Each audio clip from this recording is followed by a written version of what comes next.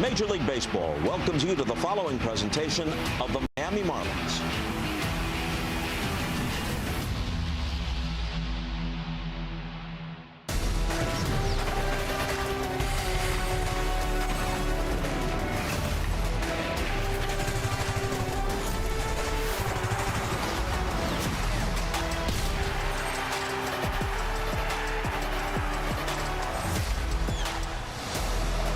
It is the hottest city in America, and it also happens to be home to the hottest team in Major League Baseball. Tonight in Miami, it's the Marlins and the Rangers on Marlins.tv.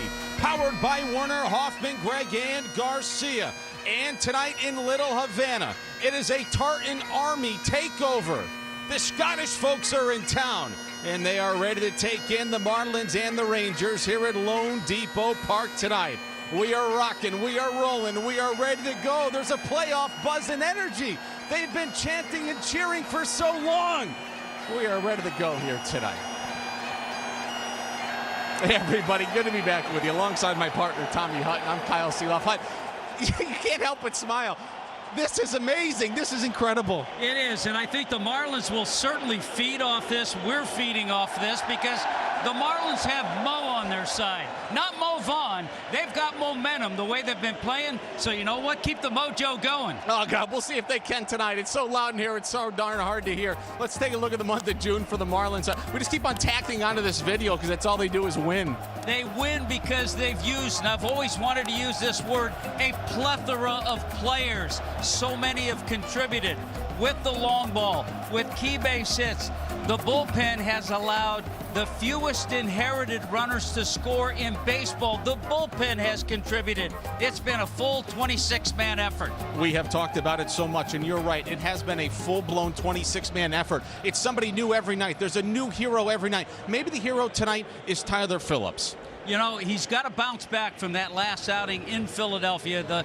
The long ball got him a little bit. But here's a guy who's got a little revenge, I think. He spent 8 years in the Texas organization, never pitching in the major leagues. He's got to approach each inning just like it's a relief inning, not like it's a 7 or 8 inning game. And as they would say in Scotland, the Marlins have been playing pure, dead, brilliant. I don't even know if the Texas Rangers can hold back these Marlins, and the Scots here in the building tonight. More on Marlins.tv when we return.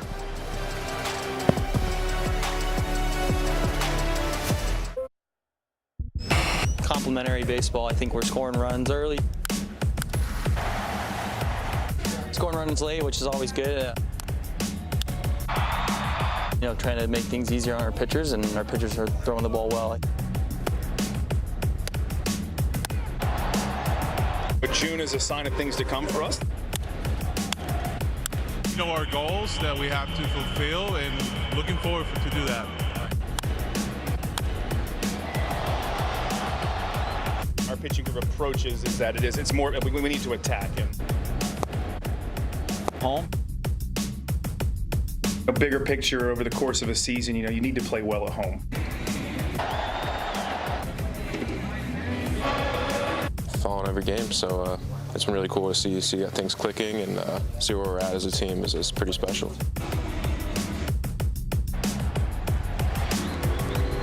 Yeah, no, it's been great. Everyone's been working their butts off, and we just hand the ball to the next guy and get moving now.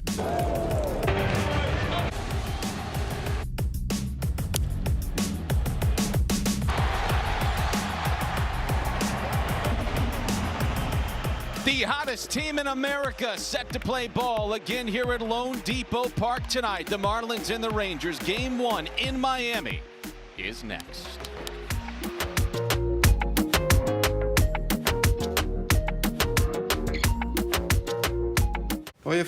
Summer is here in the Magic City, and the hottest team in baseball is playing at Lone Depot Park. Way back and gone! And the Marlins are teeing up a gutsy, resilient effort way back and gone! The Miami Marlins are a sizzling 14-4 in June and in the middle of a playoff hunt. Game-ending double play! Got him! Contact, contact, contact. The heat is on, Marlins fans, and the Fightin' Fish are looking to stay hot in South Florida. Well, the vibes are immaculate inside of Lone Depot Park tonight for game one of a three-game series between the Marlins and the Rangers. We thank you for joining us on Marlins.tv alongside Tommy Hutton and Craig Mish. I'm Kyle Seeloff. Tyler Phillips on the mound here in game one for Miami this evening. Let's take a look at the Texas Rangers starting lineup. They're 37-40. Surprisingly, just 2 games out of first place in the American League West. Here's the lineup card presented by Skip Schumacher tonight. Brought to you by FPL. Peterson, Langford, Young, Nimmo, Berger, Duran, Osuna, Diaz, and Lopez. The starting 9 for the visiting Texas Rangers.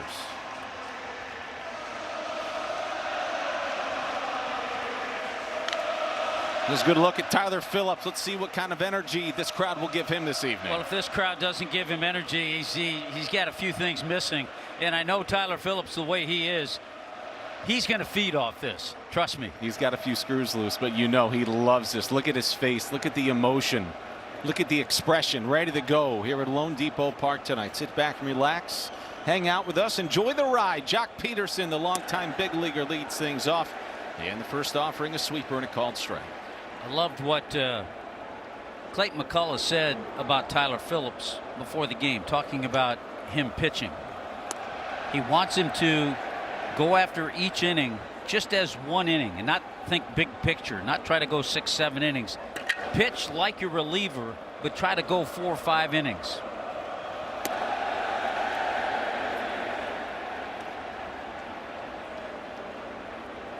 Two balls, one strike to count on Jock Peterson.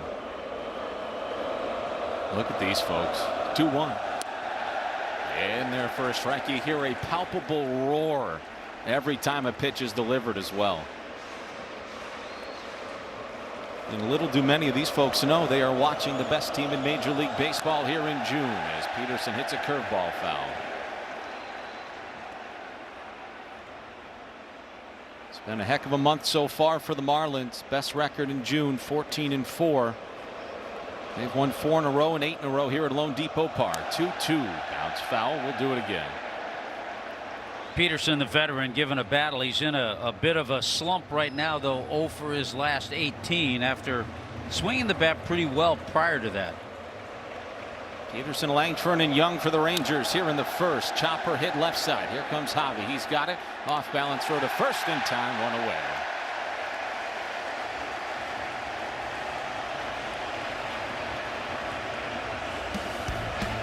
Take a look at the defense behind Tyler Phillips. Roberto, Jacob, and Estuary in right field. Otto and X up the middle. Javi and Kyle at the corners. Joe behind the plate. Here's Wyatt Langford, and he chops the first pitch that he sees the shortstop. 2 up and 2 down for Phillips. And Tyler Phillips coming off a rough outing against the Philadelphia Phillies, his old organization. The last time out. StatCast brought to you by Google Cloud. Here's a look at the hits and walks allowed. Yeah, it was an outing that he'd like to forget. The 3 home runs, Marsh, Bohm, and Schwarber took him deep. So if he keeps the ball in the ballpark, makes pitches the way he has, and has the Tartana Army behind him, he'll be just fine. They're about to erupt. It's a perfect top of the first inning for Tyler Phillips. Bottom of the first inning at Lone Depot Park, no score. The FIFA World Cup is in town, and as we take a look at the Marlins starting lineup tonight, we're going to do it FIFA World Cup style. It's brought to you by Werner, Hoffman, Greg, and Garcia. Heriberto Hernandez in left leading things off. Otto Lopez, the shortstop, will bat second, and Kyle Stowers is at first base, batting third. The cleanup hitter in the switch hitter is Xavier Edwards batting second. Jacob Marcy is in center field batting fifth. Behind him, Esteri Ruiz is in right field batting sixth. Griffin Conine came back yesterday. The designated hitter will bat seventh. The Swiss Army knife, Javier Sinojas at third batting eighth. And Joe Mack will do the catching, and he's batting ninth. Marlins tonight facing Tyler Alexander out of the gate. Skip Schumacher going with an opener. And Alexander's first offering to Hernandez. A check swing. He did not go. 1-0. Yeah, that's exactly why Clayton has Hernandez and Lopez right at the top of the order. The left-hander expected probably just to go the first inning with Kumar Rocker, the bulk guy. Second start this season for Alexander. His 1-0 offering is hit foul. 58 major league starts for Alexander. 6 wins, 24 losses. Here's a look at his numbers this season. Yeah, good numbers. He's a guy that's pitched a lot over his career with Detroit, Tampa, Milwaukee, White Sox. Primarily out of the bullpen, but he has had some starts in his past. Rangers going with an opener tonight to try to alleviate Kumar Rocker's first inning issues. Sweeper hit foul. 1 ball, 2 strikes on Heriberto Hernandez, leading off for the 3rd time this season for the Marlins. And Heriberto batting .289 in 27 games since his recall from Jacksonville. Nobody's allowed more first inning runs in baseball than the Rangers. Imagine if the Marlins get 1 or 2 here in the first tonight. Ground ball up the middle. Duran's got it to his left, off balance throw to first in time. 1 up and 1 down for Alexander. Take a look at the Texas defense. Set up behind the left-hander. Osuna, Langford, Nimmo. You saw Ezekiel Duran make that nice play. Nicky Lopez, his double play partner. Josh Young at third. Jake Berger, an old friend, over at first. And Elias Diaz behind the plate. Good to see Jake Berger and Skip Schumacher back in the building tonight. Here's Otto Lopez, your Major League Baseball hits leader and average leader, batting .332. It's a bit of a banged up Rangers ball club. No Danny Jansen, Corey Seager, Evan Carter as we took a look at the defense. No Jack Leiter in the rotation, who we were scheduled to see tomorrow night. Really nice to see Skip Schumacher in the building here this evening. Returning to Miami for the first time since his stint as the Marlins manager over 2 years in 23 and 24. Guided the Marlins to 4th and most recent playoff appearance in franchise history in 2023. 0-2.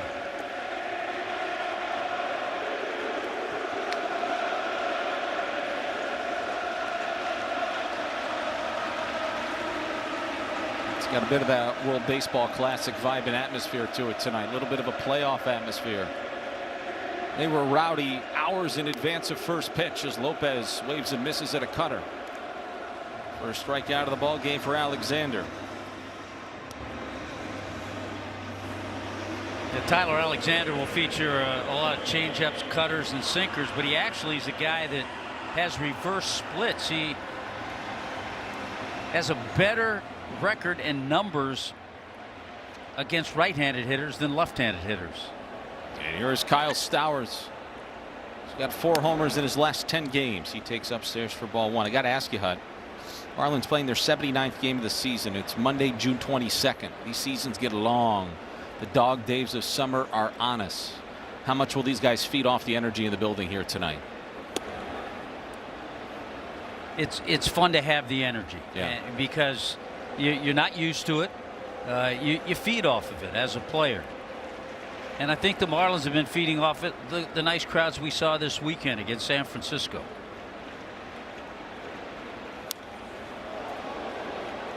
This has got to go down at the end of the night as the largest Monday crowd in ballpark history, as Kumar Rocker begins to loosen for what will be a very long relief appearance tonight for the Rangers right-hander. Look at the crowd here at Lone Depot Park. Nobody on, 2 out, no score, bottom, 1 swing and a miss. Good sweeper, 2-2. There's another part of that repertoire for Alexander. That'll help him against lefties, because lefties were hitting .340 against him before he started tonight.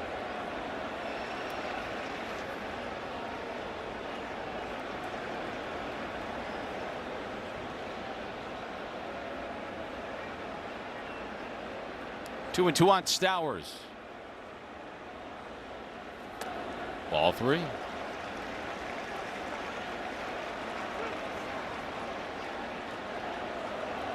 Yeah, they're those reverse splits that Alexander has. 31-year-old lefty out of Chicago, Illinois, ready with a 3-2.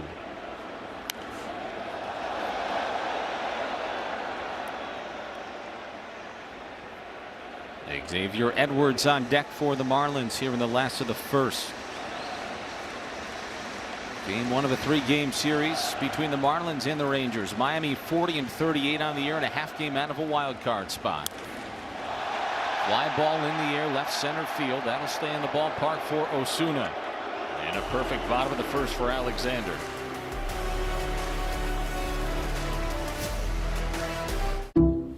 Welcome back. Top of the second inning. No score here at Lone Depot Park. Moments ago, a very nice gesture by the Marlins, honoring Skip Schumacher and Jake Berger with a nice little welcome back to Lone Depot Park.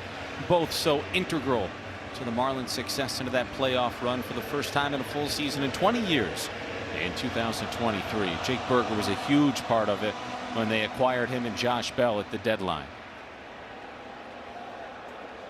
No score after one here tonight. Tyler Phillips rifled right through the Rangers in the first. First pitch swinging. Brandon Nimmo here in the second. And he cracks a sinker into right for a base hit. Leadoff man aboard as we go downstairs and say hello tonight to the third member of our crew, Craig Mesh. And yes, caught up with Skip Schumacher before the game today and went out of his way to thank the Marlins organization and owner Bruce Sherman for, as he said, taking a chance on him. He had never managed in the big leagues before. And I also learned something tonight about 2023. At the end of the season, Marlins owner Bruce Sherman gave Skip Schumacher a Rolex watch for that accomplishment, guys. So you know what I'm thinking. Hey, Clayton McCullough, get this team to the World Series. Who knows what you'll get at the end of the year? Wow, back to you. That is a very nice gesture by Marlins principal owner Bruce Sherman. Best part, a mutual parting of ways. No hard feelings, and everybody continues on. And Clayton McCullough now doing a fabulous job in his second year as the manager of the Marlins. You know, to answer, you've asked me a couple of times about the ball club feeding off this crowd.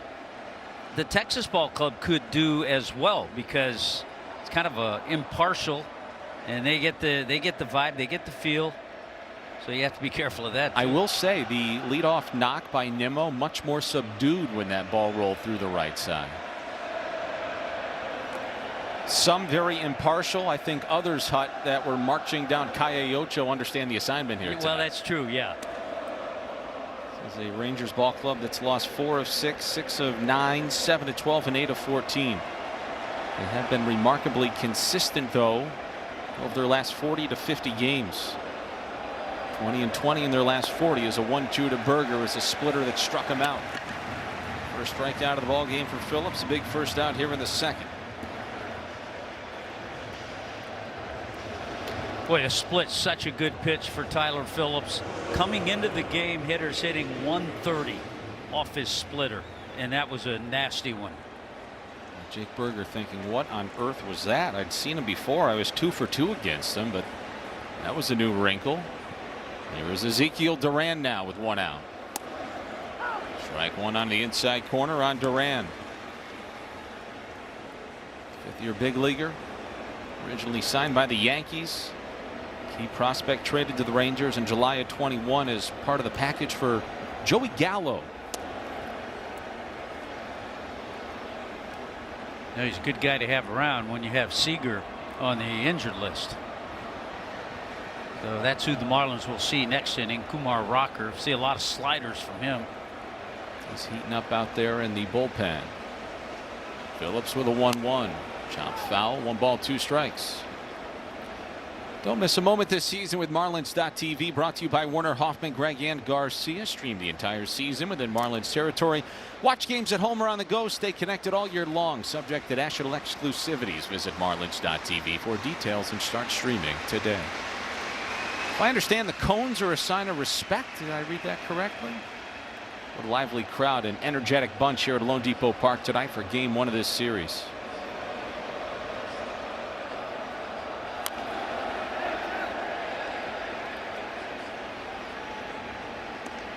Well, you don't get many Monday nights like this here in Miami. This is great. They're cheering the way they cheer for their terrific players on their soccer club. Scott McTominay, one of the best. John McGinn. I knew you would show up to the ballpark today with your Scottish football knowledge in your back pocket. See what the issue is here. We might have a pitch comm issue. I think Tyler Phillips is saying I can't hear.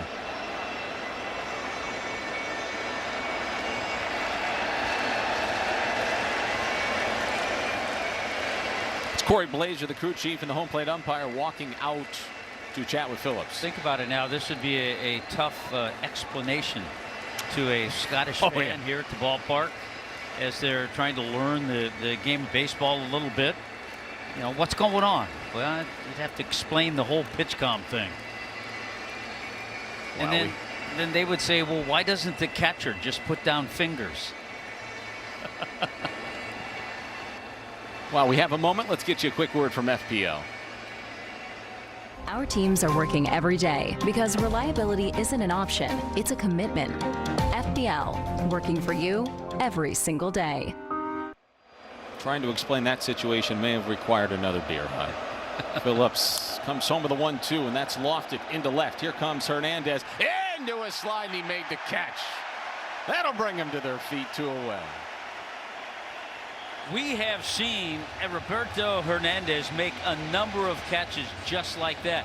I love the way when he realizes he would rather catch it chest high than have to scoop it, he turns his body, gets to the side, and then goes into his slide to make the catch. Does that help him keep his eyes he on would it? rather catch it that way. Some guys would rather catch it more down by the shins or the ankles. He would rather catch it chest high, go into that slide. Alejandro Osuna flies a sweeper to center.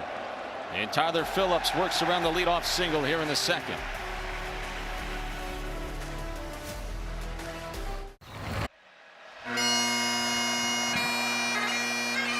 Back here at Lone Depot Park tonight, where Marlins TV is proudly presented by Warner, Hoffman, Gregg, and Garcia. What a long walk to Lone Depot Park from Ball and Chain this afternoon. Well, they had a lot of cold refreshment to help them get through that walk. Got to stay hydrated. Big match on Wednesday at Miami Stadium, as it's known for the FIFA World Cup, I understand, for Scotland versus Brazil. Boy, that'll be a packed house. Ooh, baby. Tough ticket. New chucker for the Rangers is Kumar Rocker as Xavier Edwards takes a strike to begin the last of the second. Kumar Rocker, 26 years old, 15th appearance. 2 wins, 6 losses, had a 4.17 ERA. He's had his fair share of struggles this season. Yeah, way too many walks. See that 30 walks. It's interesting how they're using him as a bulk guy, because I was told he was just taking way too long on nights that he started a game. He'd go out to the bullpen like an hour before the game. And so by having him the bulk guy starting an opener, it's kind of cut that down a little bit. Ground ball through the left side, and a leadoff single for the Marlins to start the second. That's good to see.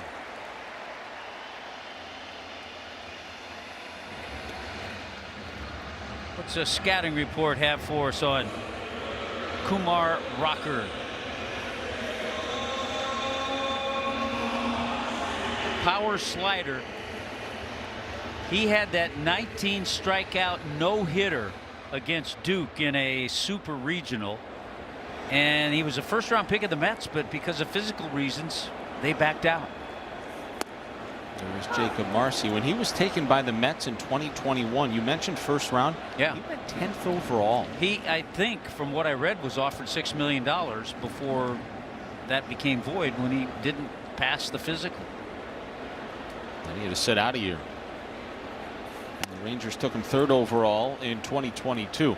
Now, this is an interesting note on Kumar Rocker and his relief appearances. This is his 2nd career appearance behind an opener. And again, this isn't an effort on the Rangers' part to combat some first-inning troubles this season. He also pitched behind Tyler Alexander in the middle of May. Marcy chops one towards first. That is foul. On May 19th in Colorado, Hut, Kumar Rocker in relief tossed 7 2/3 innings, did not allow a run, 3 hits, 3 walks, 7 strikeouts.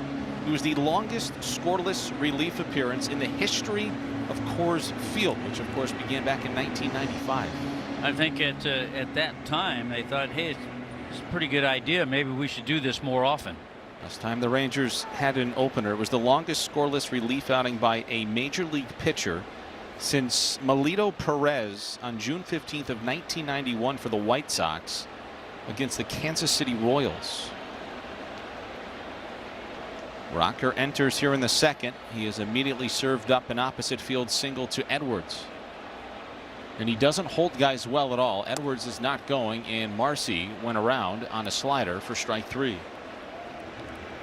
Yeah, I would look for tonight to see the Marlins against Rocker, to see them run a little bit, because you're right, he does not hold runners well.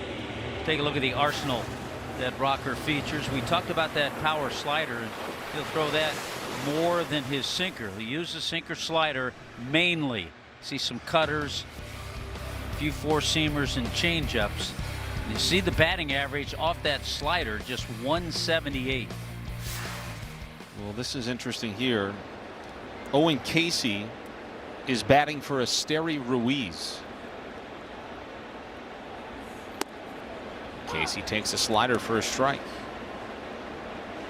Maybe this was the plan all along. If Ruiz got an opportunity to hit the lefty Alexander in the first, they leave him in. But as soon as they go to Rocker, Casey enters. So Clayton McCullough immediately burns a bench player. Yeah, and you're right. I don't know. I don't know about this move because you've just lost your best base stealer.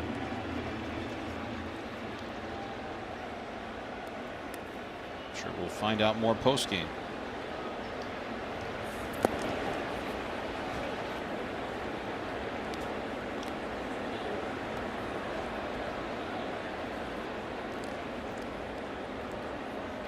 This may have been very well thought out by the Marlins coaching staff as soon as they learned that Alexander would open things up. So Casey batting with one on and one out, and a fastball misses high at 94.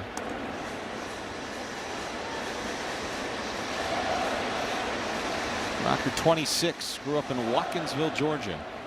Went to North Oconee High School and on to Vanderbilt. Just told you had that magical game. 2-2. Swing and a miss. Casey strikes out on a slider for out number 2. Got him on that slider. And we talked about that pitch, and it was a year after Griffin Conine was removed from Duke, was on his way to his professional career, but certainly kept track of all those games. And in that game that he struck out 19 against Duke, Griffin told me today they were all sliders. Every strikeout was a slider.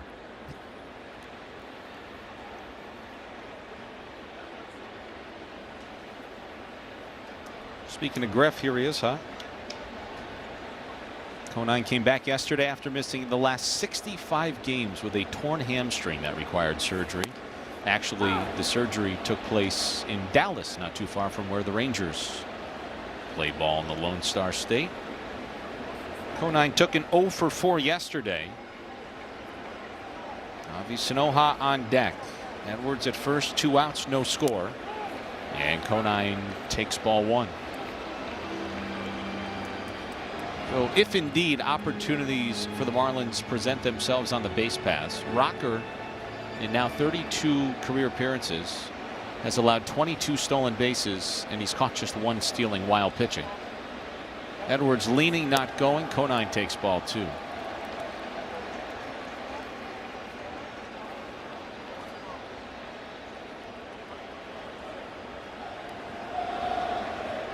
First time Griffin Conine is facing the Texas Rangers in his career. In the driver's seat, 2-1. 3-1 now. What a magical month it's been for the Marlins. They are 14-4 here in June. That is baseball's best record. Cut off their 5th sweep of the season yesterday against the Giants. Resulted in a little controversy at the end with Rafael Devers. Swing and a miss by Griff, and that conversation continued this morning, whether it was on TV or on the radio. Yeah, it was all over the place. Oof.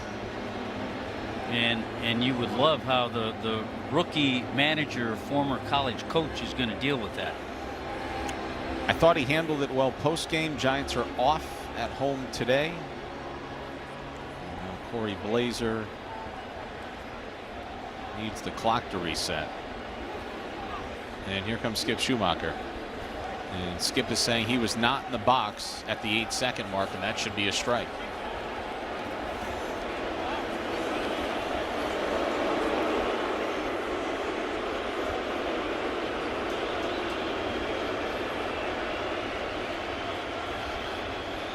You can tell exactly what Skip is arguing.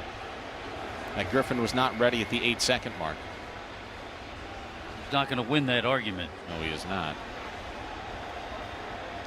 I think Corey Blazer may have been suggesting that somebody else maybe was not on the mound, or something else might have been taking place on the field of play. So Edwards will take off with 2 outs, and the 3-2 pitch is swung on and missed.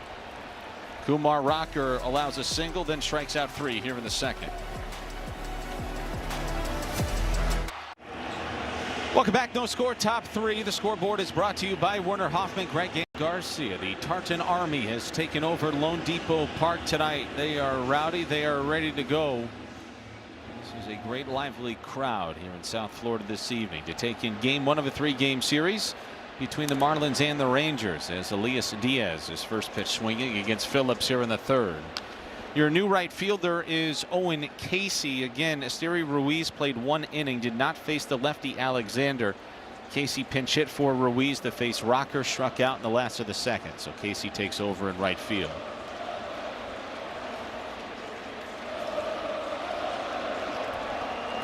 You're kind of rolling the dice that you're going to get a couple of men on to get the number 6 batter Ruiz up in that situation. Guy had some big games against the Marlins when he was a member of the Rockies. Really, the numbers, he's always hit well against Miami. 8 homers in 31 games, 17 RBIs, a .304 hitter. Diaz facing Phillips for the 2nd time in his career. He's 0 for 1 against him. And Diaz shoots that towards 3rd, diving stop by Sanoja, bounces it to 1st for the out. And Javi takes a hit away from Diaz. 1 away here in the 3rd. The Tartan Army has seen their goalkeeper make plays like that. Oh, what a pick. Behind him, gets up, 1 hop, right to Kyle Stowers. Great instincts and reflexes by Javier Sanoja.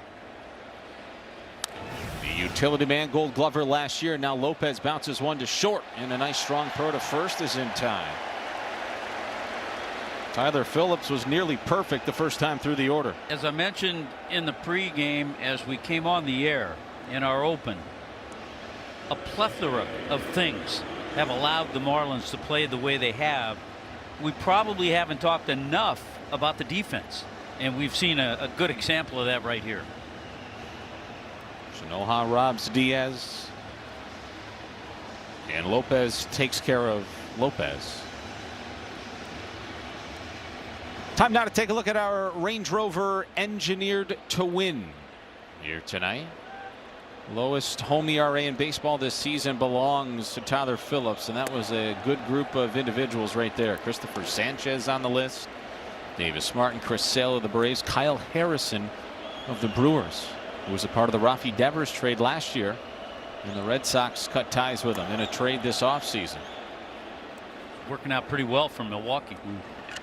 Well, we said yesterday that the Brewers made out the best in the Devers Red Sox Giants deal, and it was only a 2-team deal as Peterson hits a curveball foul. 1 ball 2 strikes to count on Jock Peterson, who was just 3 for 22 with a homer for the Rangers during their homestand. They were swept by the Twins, but then backed that up by winning a series in a rubber match yesterday against the Padres. That's hit hard up the middle, and Otto can't get that one. It rolls into center. Second hit of the ball game for the Rangers. A 2-out single by the leadoff man here in the 3rd. Yeah, that breaks an 0 for 19 for Peterson. Let's step aside and get you a quick word from Doral Kia. Take advantage of a pricito now on all of your favorite new Kia models, like a new Kia K5, Sportage, Sorento, Soul, and more. Peterson had a rotten year last year. He needed to shed some weight this offseason. He did. He's having a bit of a renaissance this season. Here's Wyatt Langford. He's been on an absolute heater lately for the Rangers. He's got an extra base hit and an RBI in each of his last 4 games played. Yeah, the former Gator, probably their hottest hitter right now. He averaged at 270, but you talked about how hot he's been recently. Well, we have a bunch of Gators on our crew, so I guess it's an appropriate time to let everybody know about his legendary career at UF. Hit .363 with 47 home runs in his college tenure. Became just the 3rd player in school history with consecutive 20-homer seasons. Parlayed that into becoming the 4th overall selection by the Rangers in 2023. And he was fast-tracked to the major leagues, but he strikes out on his sweeper to retire the side here in the 3rd. No runs a hit, no errors, 1 man left on base, no score after 2.5.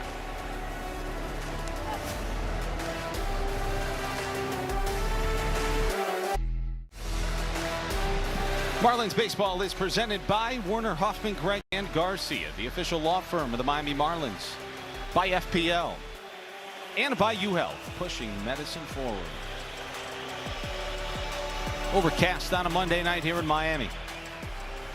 And by no means is it cloudy inside of Lone Depot Park tonight, where it is lively. The energy is off the chain. The Tartan Army is here, and we are scoreless as we go to the last of the 3rd. Scoreboard brought to you by Werner, Hoffman, Gregg, and Garcia. Avi Sanoja took a hit away from Elias Diaz in the top of the 3rd. He'll lead off the last of the 3rd for the Marlins. It's the 6th swing and miss by the Marlins on Kumar Rocker's slider. He just threw his 19th pitch. Little tapper out in front of the plate. Diaz is on it. And sidewinds it to first for the out. 1 up and 1 down. Time now to take a look at tonight's youth player of the ball game. And our youth player of the game is Kaylee, who plays for the City GTZ. Kaylee loves volleyball. Her favorite Marlin is Sandy Alcantara.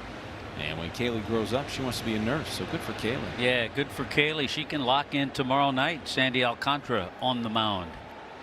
And just maybe, Yuri Perez will follow on Wednesday. Here is Joe Mack, who takes a cutter low for ball 1. You kind of got that feeling in listening to Clayton McCullough before the game today. Yes.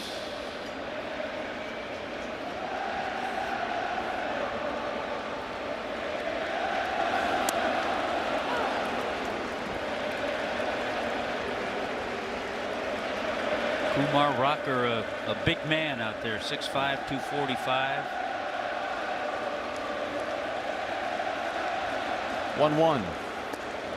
His father was a former defensive end in the NFL, so big size runs in the family.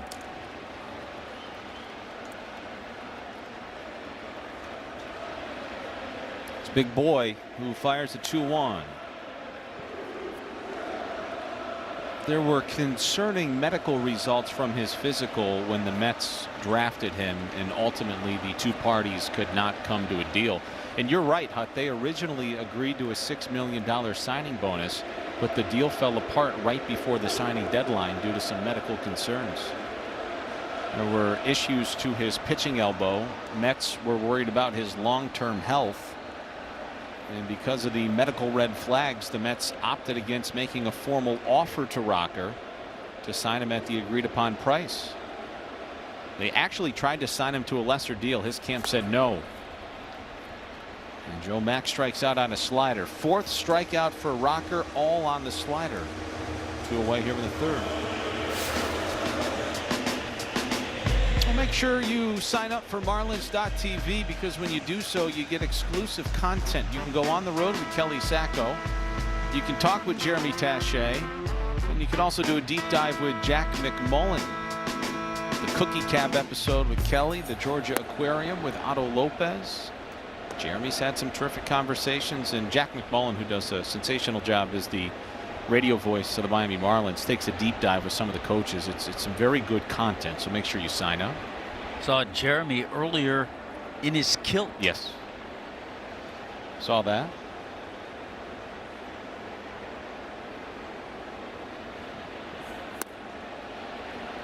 Okay, well, this slider is a real He big keeps issue throwing early, it, and there are a ton of swing and misses. Yeah.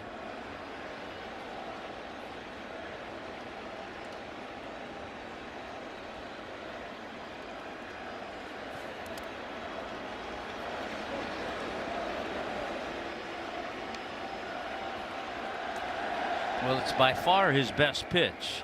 Coming into the game, hitters hitting under 200 against the slider.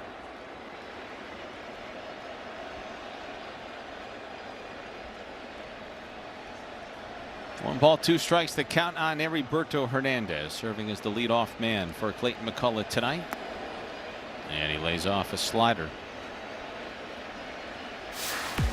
StatCast brought to you by Google Cloud. Here's the 5 homers for Heriberto Hernandez here in June. He has shown some really nice, not only power, but clutch power. He's hit some home runs in key situations. 2-2. On the outside corner for strike 3, and a perfect third for Rocker.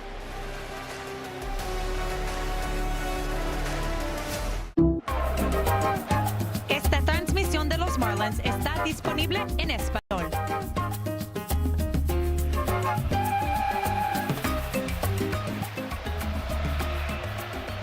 Well, back here at Lone Depot Park, no score as we go to the 4th. Scoreboard brought to you by FPL. Josh Young leads off the 4th inning for the Rangers. Tyler Phillips fires a sinker for a strike. You know, we talked about Wyatt Langford being one of their hottest hitters. Young's been probably their most consistent hitter all year.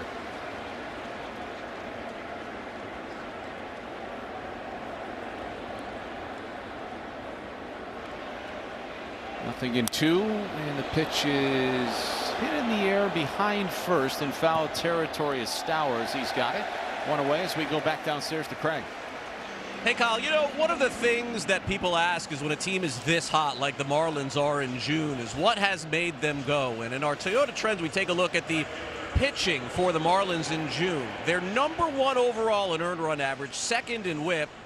And I think really the key stat, guys, is fewest home runs allowed from their entire pitching staff. You're going to win a lot of games if the ball is not leaving the park. It's exactly how the Marlins have gotten it done. Back to you. All right, Craig, thank you very much. Pitch number 36 for Tyler Phillips. Misses low to Brandon Nimmo, and it's 1 ball and 1 strike.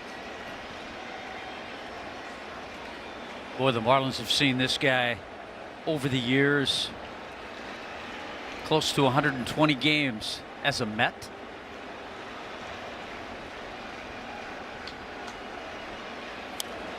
He pops out 1 foul. It's 1-2 on Nimmo. Single to start the 2nd did Brandon. Yeah, this is his 119th career game against Miami. 17 homers and 57 RBIs. So look at your Rangers in-game box score as Nimmo hits one on the ground foul outside of first. You know, you watch Tyler Phillips, and one of the things that has given him the success that he's had, especially since he's become a starter, he's gotten guys out with the curveball. He's gotten guys out with his 4-seamer. He's gotten guys out with the split.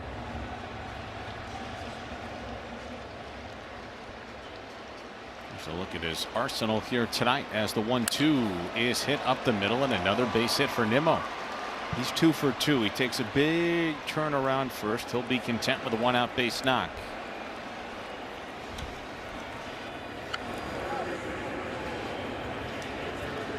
Now make sure you join us July 7th through the 9th. Go to marlins.com/tickets. The Seattle Mariners are coming to town. They are currently the leaders in the American League West. But again, it's kind of interesting, Hut.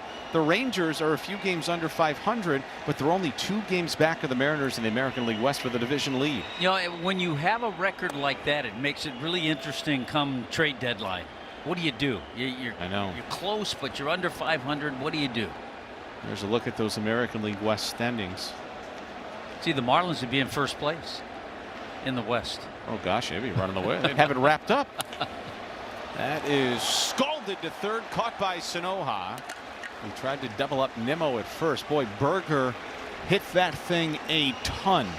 That left his bat at 111 miles an hour. And there's 2 away. Well, Javier Sanoha has proven he can play the hot corner. We saw that play he made on Diaz earlier. And you like the instincts and alertness. He catches that line drive. He really can't see if Nimmo's off, but he's thinking in his head he might be. So he immediately throws over to first base. A couple of terrific plays by Sanoja out of the gates here tonight. I think our friends from Scotland are probably loving the diminutive Venezuelan third baseman for Miami. So 2 out, Nimmo at first. Here's Duran lined out to Hernandez, who made a sliding grab in the second. And Duran hits this well to center field. Marcy's going back. Warning track. He's at the wall. That is gone. And Ezekiel Duran hits his 6th home run of the season. And that 2-run shot has given the Rangers a 2-0 lead.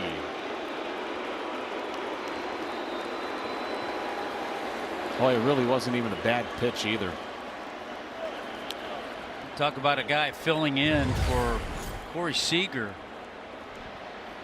Pitch was down, looked like a little bit out over the plate, but it allowed Duran to get that really good extension. Didn't know he had that kind of power to straightaway center, but he just showed it. Yeah, the Scottish fans are booing. He's showing bunt. Alejandro Osuna, he pulls back. We talked about the home run ball hurt Tyler in Philadelphia. Marsh and Bohm and Schwarber. Of course, Schwarber's hitting him off everybody. Rangers have the 2nd best record when scoring first in baseball this season.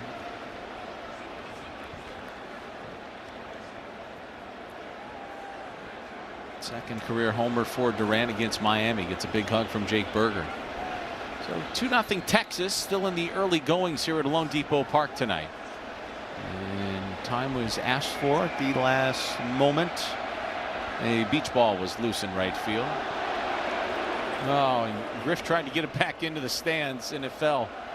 Boy, they are a little rowdy. Oh, no. Owen Casey, I beg your pardon.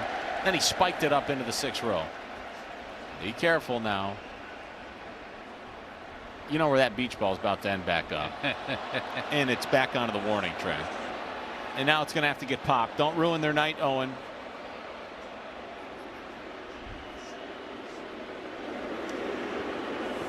I think they would have handled it a lot better if had it been a soccer ball. That would have been a handball. Good sweeper, 1-2 on Osuna.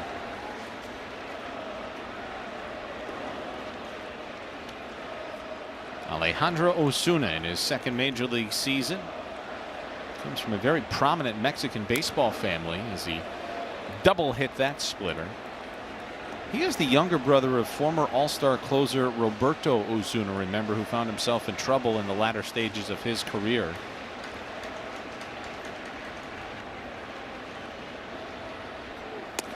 And Osuna lays off a sweeper.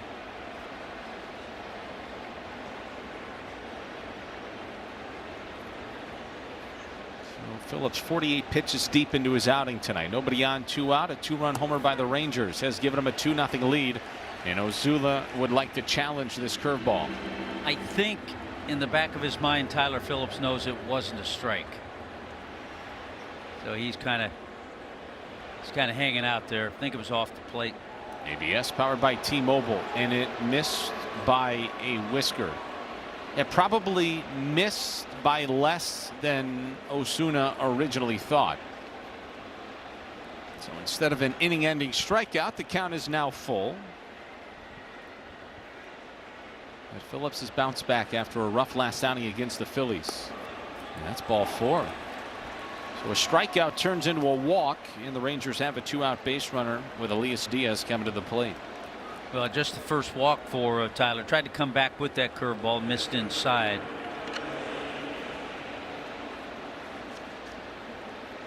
Mentioned earlier, 8 years Tyler Phillips spent in the Texas Rangers organization in the minor leagues.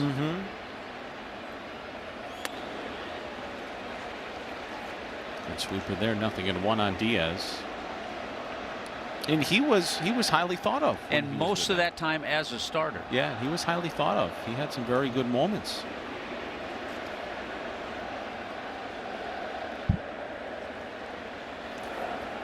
Diaz lays off a splitter in the dirt. Make sure you stay tuned till the 7th inning for the stretch, brought to you by Celsius Energy Drinks.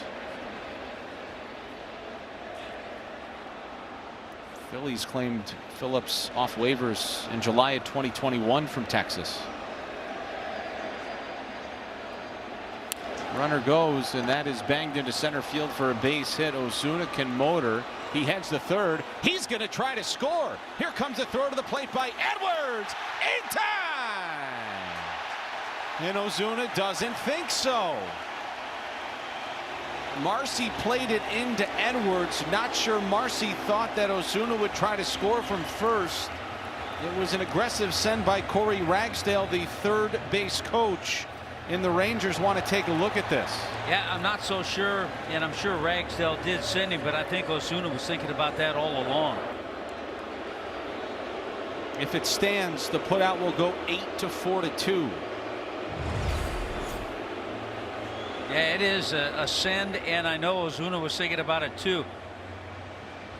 They may be asking for blocking of the plate, challenging blocking of the plate, but he's doing it after he caught the ball. He's clearly out as far as the ball beating him and the tag being applied.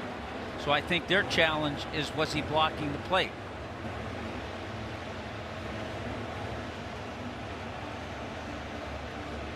He's given him the lane there. Now he has to move to get the ball to tag him. Here's why I believe this is going to be confirmed. You can go where the ball takes you. Yeah, the ball's taking him in that direction. I see no issue with this. If you change this call, then you can't catch that ball. Correct. Challenge brought to you by Werner, Hoffman, Greg, and Garcia. And if you change that call, it'll be Jeff Mathis all over again. Where's Mike Redmond? Yeah. I mean, it was a perfectly executed play by the Marlins. The ball coming into Xavier, X making a beautiful throw to the plate. Joe Mack catching, moving to get the ball, catching, tagging, out. I'm a little concerned it's taking Should be a no-brainer. Should be a no-brainer. Because that's the way you play the game. And you could read Skip's lips a moments ago. He said, wasn't his foot in front of the plate before he caught the ball? Yes, but we have at least determined that the ball was taking him there. We believe. But we shall see.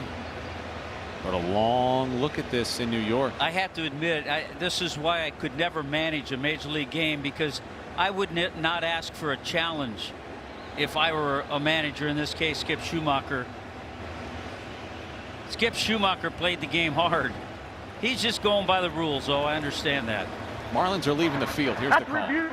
There is no violation of the home plate collision rule, and the call of out is confirmed. Texas will lose their challenge. Thank goodness. So a two-run homer by Ezekiel Duran has given the Rangers a 2-0 lead, and some work to do now for Miami. Top. Bottom of the fourth inning. Welcome back to Lone Depot Park. Rangers lead 2-0. Here's another look at that last play. You know, it all started with Ozuna on the move, then the base hit, and Jacob Marcy lobs it in not real hard. I think he's going to have to start working on that a little bit and change his throws back into the infield. A great heads-up play by Xavier Edwards to catch the ball, turn and fire to the plate and make a good throw. All right, let's see if the Marlins can get to Kumar Rocker, who came on in the second inning, immediately coughed up a single to Xavier Edwards, but punched out 3 after that, punched out 2 more in the third. He's got 5 strikeouts through 2 innings of work. Before this inning started, he'd thrown 14 sliders and he'd gotten 8 swings and misses. Well, we know Rocker is out here for the long haul tonight. He leads 2-0. So do the Rangers. Swing and a miss by Otto. Another swing and miss on a slider. Lopez struck out on a Tyler Alexander cutter in the first. Otto now 5 for his last 27 at the plate, trying to get it going again. A kick save, and it is not a beauty. And it's a leadoff infield single for Otto Lopez. Might have been an out had it gone directly past Rocker, because the middle infielders were playing up the middle. But good job, and Otto will take the base hit. Not a whole lot Rocker could do there. even if he gets it cleanly, he doesn't throw him out.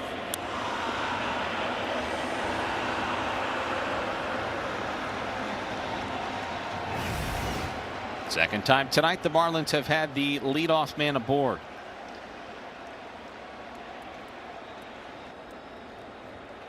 Here's Stowers. Home Depot Park has gone quiet after the leadoff base hit. Lopez with a huge lead, and he takes off. The pitch is a strike, and the throw to second might have been in time, but Duran couldn't catch it. Yeah, it was. It would have gotten Otto. So good for him. Good luck on that part. The ball got away from Duran. And high. A lot of patience shown by Stowers just to lay off of it. Yeah, number 16 on the year. Yeah, I think Duran is surprised. The tag's right there before the hand. He's surprised he didn't catch it. So take advantage of a little break. Wow, ball rolled right out of his mitt. So stolen base for Otto. That's his 16th of the season, and the pitch to Stowers is cut out and missed. How do you adjust to the slider here? Can you? Yeah, you got to look for it. You got to open up a little bit if you're a left-handed hitter. But you also have to try to make him bring it up. If he bears it down and in out of the strike zone, it's pretty much unhittable. You have to try to make him bring it up.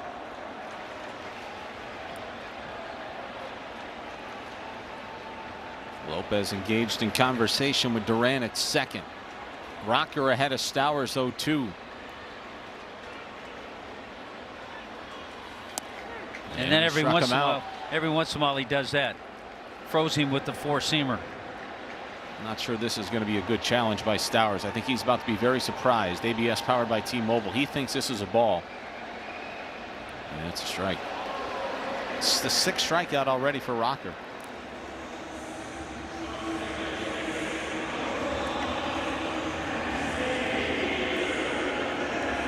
Not an awful time to take a shot there with a man at second, but you're down to one challenge left. And obviously, to take a fastball like that, you probably know Stowers was waiting for an 0-2 slider. Probably think it's slider, yeah. So here's Edwards, who led off the second inning with a base hit off of Rocker, and he takes a strike. Right now, he's got a pretty good mix going because he uses that cutter. I've seen him use that a few times, just trying to get the outer part of the plate. 2 runs, 5 hits for Texas. No runs, 2 hits for the Marlins. And the dirt blocked nicely by Diaz. Marlins swept the Rangers in Arlington last September. Actually, remember when the Marlins were in Texas, that is when they started experimenting with the pitch calling coming from the dugout, you might recall. It's been pretty darn good, pretty successful. Other teams starting to do it. The 1-1. Fly ball to center, twisting and turning is Langford going back. Nice recovery, makes the catch. Lopez stops at third after the fly out to center by Edwards. 2 away now for Marcy. Everything is a little bit bigger in Texas. Here's a look at the 2025 season series. Yeah, that was a nice series. Outscoring, not scoring a ton of runs, but look at the starters ERA, the comparison. The Marlins at 1.80, the Rangers at 4.30. So that's where it was won right there. And again, that's when they experimented with the pitch calling from the dugout, and it turned out to be a big time success and a hit last year in Arlington. Let's see if Jacob Marcy can come through with a big 2-out knock. Had a 5-game hitting streak snapped yesterday. Left side wide open. Marcy takes strike 1. Marlins are going to try to do this without Liam Hicks, their team leader in homers and RBIs. He did go for an MRI today on his lower back. As of first pitch, there was no update.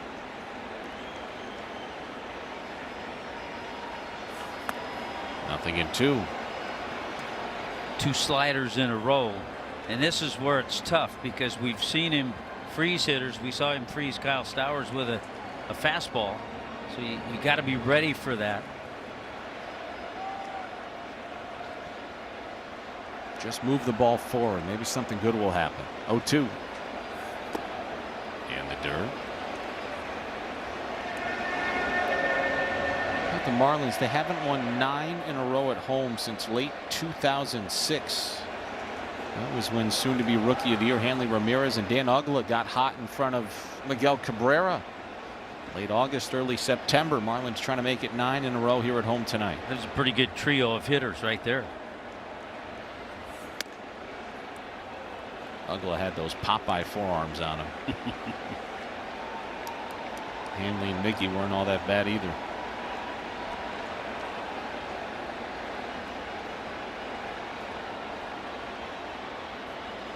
From 0-2 to 2-2 with Lopez at third. Got him. Another slider. And that slider is rock in for Rocker. Host your next event with the Marlins. Come out to the ballpark with a group of friends, family members, or colleagues. Book your outing tonight for the best game savings and group benefits. Learn more at marlins.com/groups. I would say we have a rather large group outing here at Lone Depot Park tonight. Fans from the Tartan Army in Scotland. Got some Brazilian fans, some Portuguese fans, Colombian fans in town with the FIFA World Cup. Top of the 5th inning scoreboard brought to you by Werner Hoffman, Greg, and Garcia. Phillips facing Lopez. Rangers leading 2-0 after a 2-run homer by Ezekiel Duran in the 4th. So coming out to Lone Depot Park with a group. Have yourself a fun night.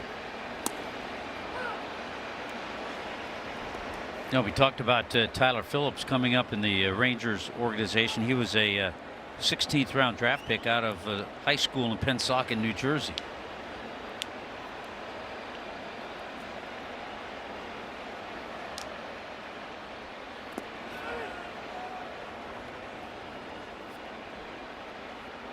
He's looked good here tonight. Again, it's nice to see him bounce back after that rough outing in Philadelphia and just shake it off and get back out there on the hill.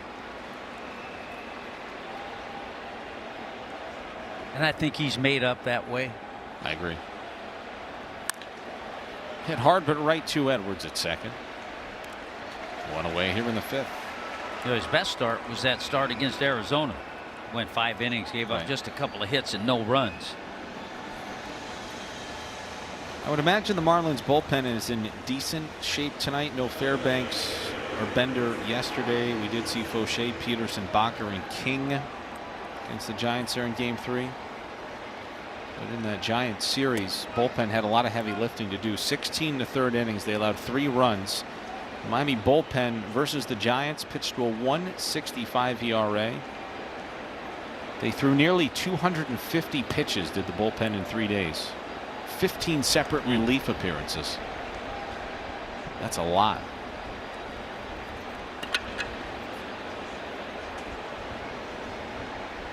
There's the 1-0 from Phillips, the jock. You talked about Peterson's struggles last year.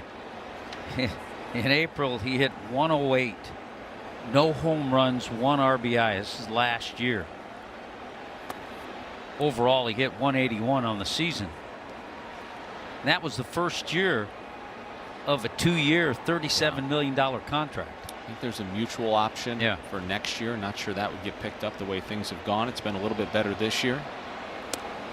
It's amazing how when you look. I mean, these years go by so fast. This guy's in his 13th major league season. Remember, he anchored the Dodgers outfield throughout their dominant late 2010s run. Capped off his tenure there by winning the World Series in 2020 as he hits that splitter foul. They gave Clayton McCullough a big hug around the batting cage.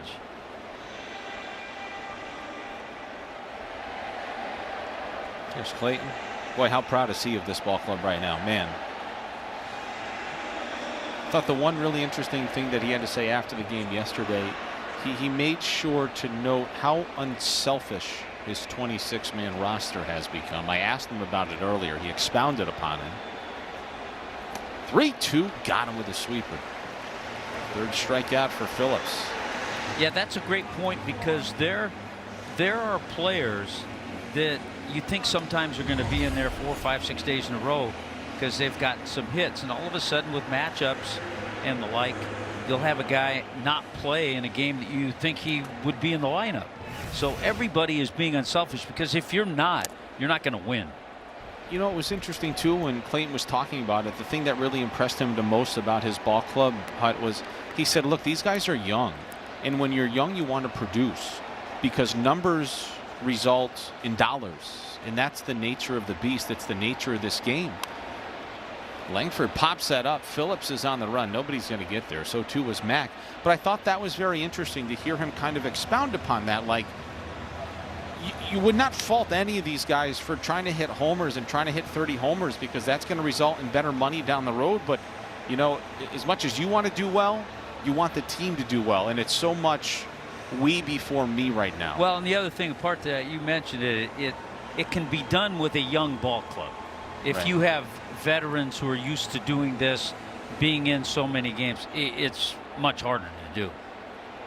It's been a treat to watch Clayton manage this ball club for 2 years now.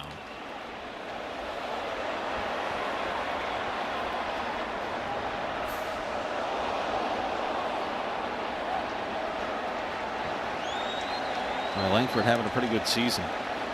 0 for 2 tonight, but came in hitting .271. Had that great homestand coming off of a 10 for 24 showing at Globe Life Field. 3 homers, 2 doubles, 8 RBIs against the Twins and the Padres. 0-2. Down stop there. Yeah, he missed a little time earlier in the year with a quad injury, but the Rangers are happy to have him back. He also had a little right flexor forearm strain this season as well. Cost him 40 games. Pops this one up. It's going to be a perfect top of the 5th inning for Tyler Phillips as Stowers puts it away. 2-0 Rangers. Owen Casey, Griffin Conine, and Javier Sanoja are due up for the Marlins when we return. Bottom of the 5th inning here at Lone Depot Park. Rangers leading the Marlins 2-0. Scoreboard here in the 5th brought to you by Werner, Hoffman, Gregg, and Garcia. Kumar Rocker is rolling. And when Casey takes strike 1 to begin the 5th. His slider has been elite here tonight. Here's all the swings and misses. Yeah, he's shown 24 sliders. He's getting 7 strikeouts. 5 of those have been on the slider. 13 whiffs, 12 on the slider. And we were talking between innings. And we talk about Max Meyer and his slider. Max's slider 4 or 5 miles an hour harder.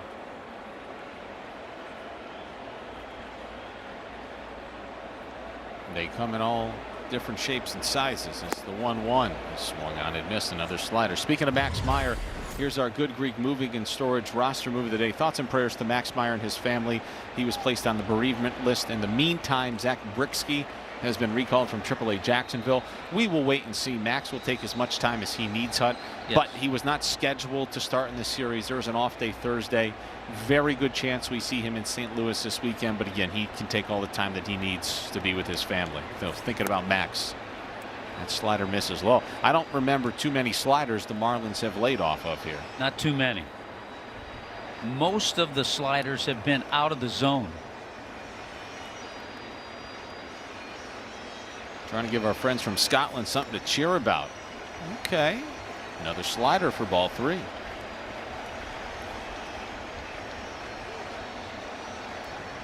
And now what will Rocker throw? Would he dare triple up on it? He would, but you got to be ready for that 4-seamer, which he's shown. That is hit hard into center.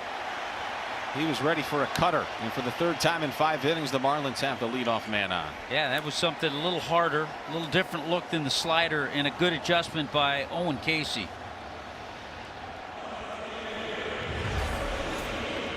See the cutter. He's trying to start it off the plate. He probably wanted it. Rocker probably wanted that cutter in a little bit more, but that's a good swing. Got his hands to the ball, kept him short. Good compact swing by Owen. A lot of power with Griffin Conine at the plate. 0 for 5 in his return. Swung right through a sinker for strike 1.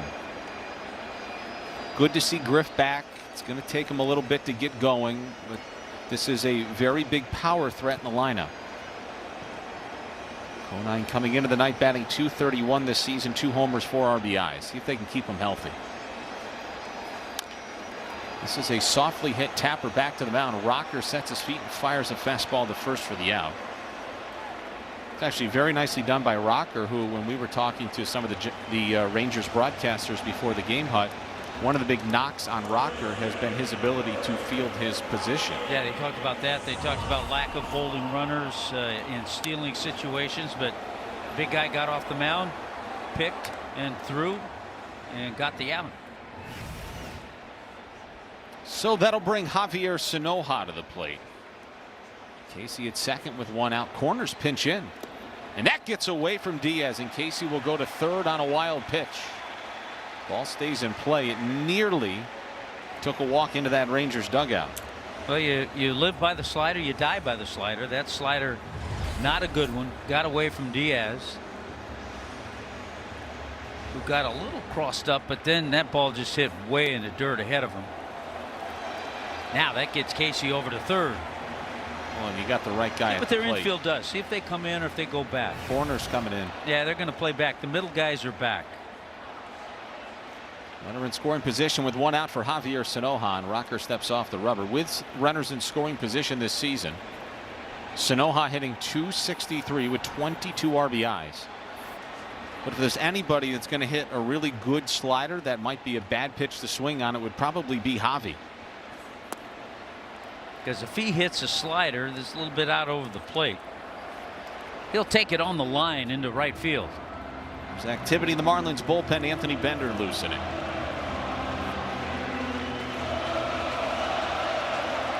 Lone Depot Park gets a little bit louder here in the fifth. Sanoja waiting on a 2-0. Fly ball to center field and fairly deep. Langford coming in, makes the catch. Here comes Casey. Here comes Langford's throw. It's not in time. And the Marlins are on the board. A sac fly from Javi Sanoja. His 25th run of the season batted in, makes it 2-1 here in the fifth. Javi's really good in these situations because you know he's going to do everything possible to at least make contact. If not a base hit, put a ball in the air deep enough. Langford got a good read on it, got some momentum coming to the plate. Just couldn't get the throw there in time to get Casey. Joe Mack really was not where he needed to be, Hut. He was telling Casey to slide, but he did not get out over towards the Rangers dugout. He needed to be more towards Skip Schumacher and his staff so Casey could see him. That was fairly close at the plate. Joe was kind of standing behind the plate and telling Casey to slide.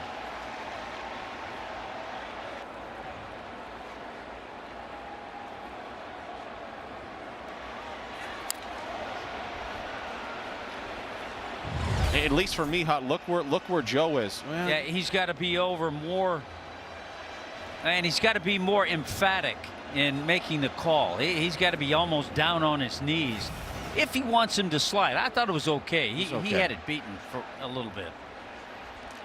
I didn't panic at that.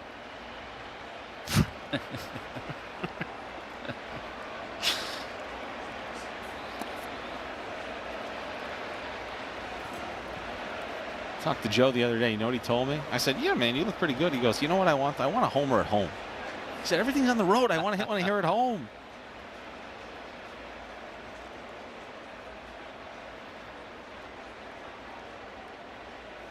One-two from Rocker to Mack. In there for strike three. But the Marlins get a run on a hit. And it's 2-1 Rangers after 5.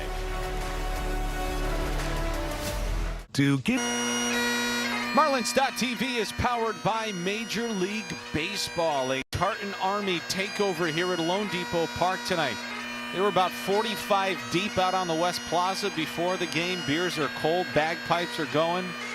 Billy was loving it. No kill for Billy, disappointing. All these folks from Scotland looking a little red, Hut. I think the sun might have bit them. Tyler Phillips stays out there for the Marlins as we go to the 6th. 2-1 Rangers.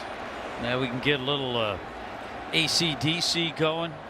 Scottish fellas. That'll get this crowd. I couldn't believe when you told me that AC/DC, they're from Scotland. I had no idea.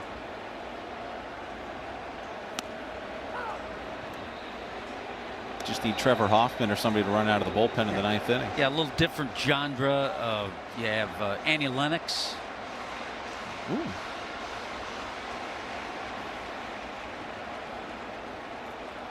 You got to do research on this stuff, you know? I know. You're right.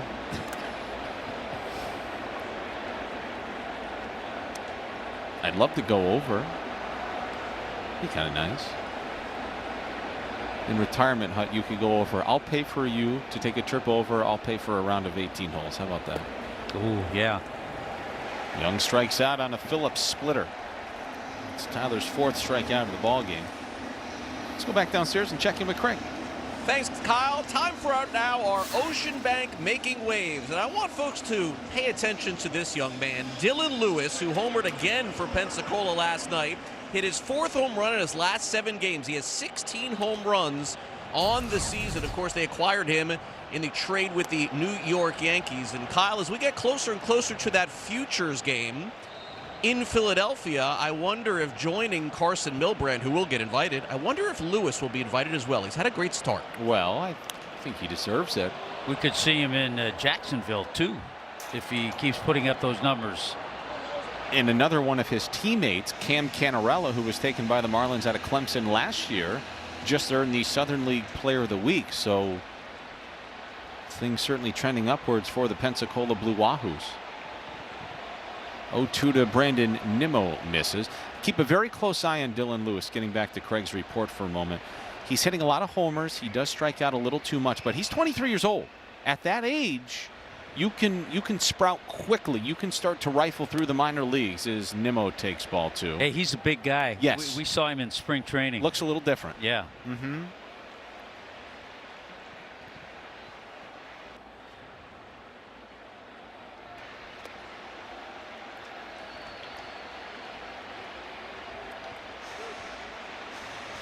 When we have a moment, we'll show you how the Marlins minor league teams are doing, because Marlins playing their 79th game tonight. A lot of those teams nearing the halfway point of their seasons as Nimmo takes ball 4.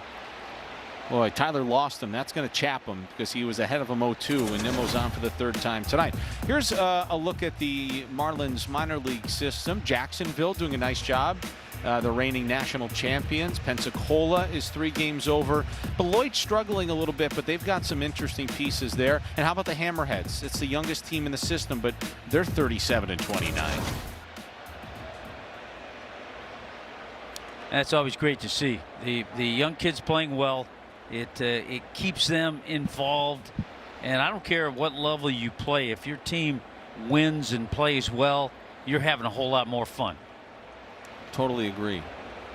Jake Berger 0 for 2 tonight with a line out and a strikeout. He was robbed by Sanoha back in the 4th. There is something to be said too. You know, and the minor leagues are about development, and it might be more about personal accolades. But there's something to be said for winning, learning how to win. I'm a firm believer in that. I know there is the development process, but winning, I think, is part of that process. Totally agree. If you do a ton of losing, you can get used to it in a hurry. And you can be unbothered by losing, which should never be acceptable. I think the Marlins do a terrific job of making sure that's not the case. Look at those boys going home with a souvenir. They love it.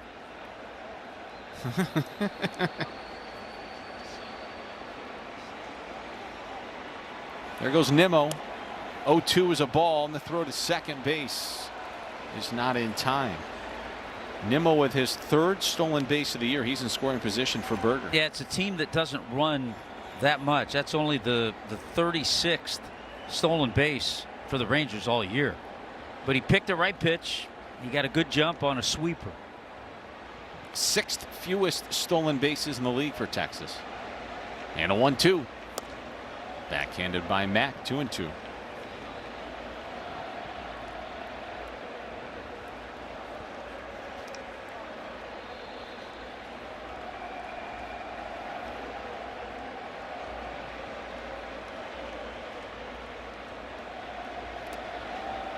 Ball 3.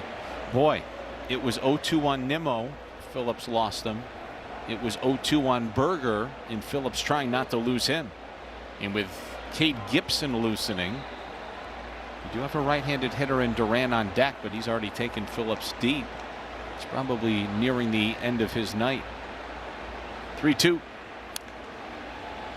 Ooh, that sweep got a lot of the plate. Yeah, it stayed inside. It didn't sweep away from Jake Berger, and he just missed it.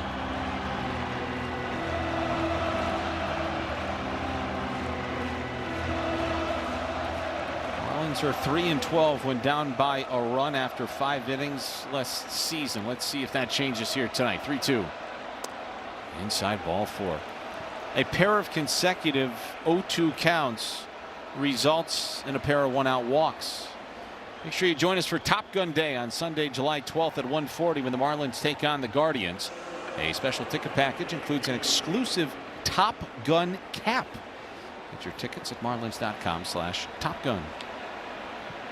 Yeah, it's almost like when Tyler Phillips gets ahead 0-2, he's trying to make that absolute perfect pitch and then loses the hitters. He's done that twice.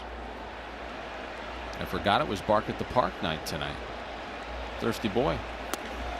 Duran takes a splitter for ball 1. This is probably the last hitter you'd think for Phillips. You've got the left-handed hitting Osuna on deck. We'll see. Phillips put the finishing touches on a nice, strong, quality outing with a double play ball right here. Long toss. Ha ha. Just like that. Dial it up. 6-4-3 double play. 2-1 Texas. Bottom of the 6th inning. Scoreboard brought to you by Werner, Hoffman, Greg, and Garcia. Rangers leading 2-1 as we take a look at our inning-ending Kia double play. I tell you what, you love to dial it up after a couple of walks. Turned beautifully. 6-4-3. Boy, did Tyler Phillips love that. It was a very long underhand toss by Lopez. Had enough steam on it. Top of the order, due up for the Marlins. Here in the last of the 6th. Now for Hernandez. This will be the second time seeing Rocker. Once we get down to Edwards, then it'll be the 3rd time through the batting order for Kumar, who's punched out 8. Hernandez with a bouncer. That's fair. Long throw to first. Got him. Boy, Josh Young. Man, that's a really nice play. Yeah, that is. You see, and we've seen Javier Sanoja many times one-hop this ball over to first base, but Josh Young, strong arm, gets right on top, fires a strike. Remember a couple of years ago in 2023, I guess it was, Jorge Soler broke Josh Young's thumb on a scalding line drive to third. He's had some rotten injury luck in his career. Otto Lopez takes ball 1.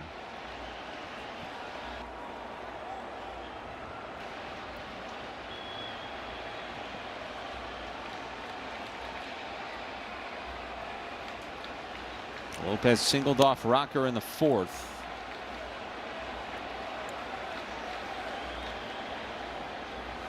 As we take a look at tonight's Verizon reliable performance, after Lopez got the hit off of Rocker in the 4th, it was the 83rd unique pitcher that Otto's gotten a hit off of this year.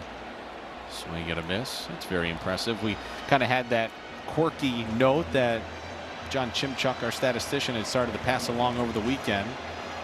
Kind of brought it up like last Friday against the Giants. We kind of kept track of it. Very interesting. Yeah, 102 hits on the year. Still sitting, I believe, on 30 multi-hit games. 2-1. That is ripped into left. Long way to go for Osuna. Lopez wants a double. He's got a double. And the tying run is at second. With 1 out here in the bottom of the 6th inning, Lopez with an extra base hit and another multi-hit effort for Otto. Wait till you see where this pitch was. Oh, that just tailed inside. And there are a couple of things you put into consideration with Osuna, a left-hander. He's got to turn around to make that throw to second, so he's not going to get it into the infield as quickly or as strongly. 21st double of the season for Lopez. Stowers at the plate. Guys are going to have to start picking up where Liam Hicks left off before he hit the IL. Can they get a big hit here in the 6th? Ooh. Stowers would love that cutter back, because I'm not sure if you took a tee to the plate and set a ball on it, it would have been a better pitch to hit. That's a very unique note. Not sure how much it means, but Stowers has been terrific at the plate in limited time playing first base this season. Very comfortable over there. He waits on an 0-1. And he swings and misses. He brought up a good point, and it's something this team has done all year. Brought up a good point with Liam Hicks not in the lineup. And it's something that they've been able to do is pick each other up. When one guy maybe goes into a little bit of a slump, others pick him up. So now's the time.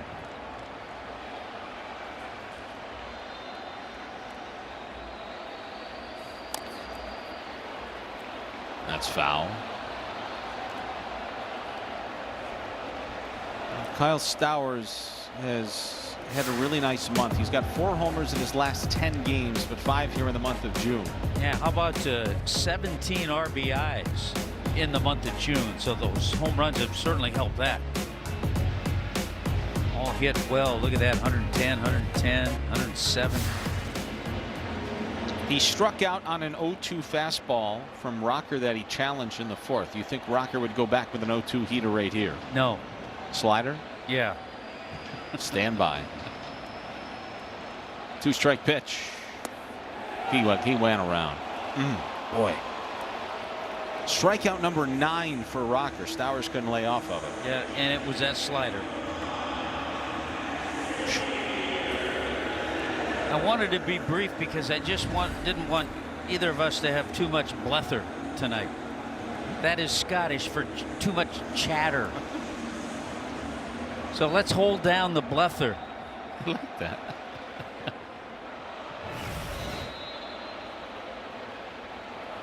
Now Diaz is going to go out and chat with Rocker. You also have to be alive. And Otto Lopez certainly is. Anything in the dirt, he can at least get to third. We saw one wild pitch on a slider.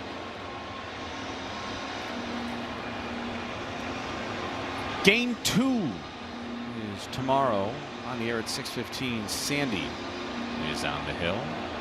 The Rangers, we're not sure who's starting on Wednesday. Maybe it'll be Yuri, and there's Yuri.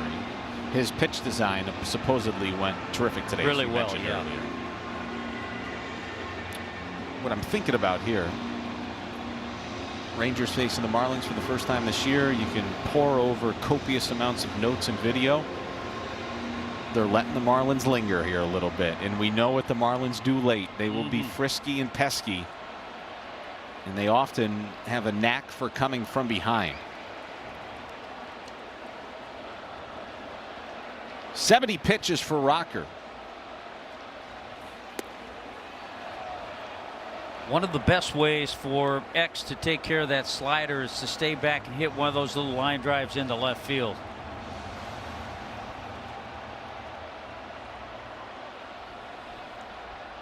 Noted. Third time for Edwards facing Rocker. Singled to left in the 2nd.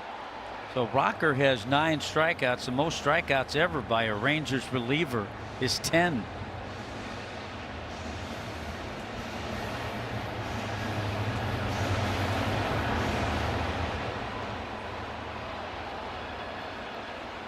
Plenty of speed at 2nd.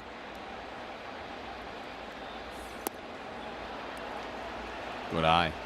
Now, why does Diaz constantly turn around and converse with Corey Blazer about some of his calls? It's like the 3rd or 4th time I've seen the catcher turn around and converse with the ump.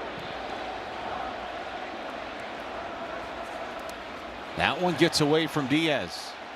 And that'll go off the backstop, and Lopez goes to third on a wild pitch. You know, you get the feeling and you wonder if the slider, now it's been his primo pitch, but if he keeps calling it, especially now with Otto over at third. It's a second wild pitch. In this one, they've both been on that slider. You know Edwards has got to be thinking about that. He's probably thinking to himself, he can't throw another one of these. I'm not thinking for a slider here if I'm X. Ready for a fastball? Cutter? Yeah, the cutter, probably. He's been going to that. 2-1 coming. Hey, threw it really surprised. He doesn't. That one wasn't that real sharp one, though, that he wanted to drop down and in. And I'm not so sure he's going to give in to Edwards here, because Marcy, who's on deck, he struck out twice on a pair of sliders. Wouldn't be surprised to see X draw a walk. There's that cutter.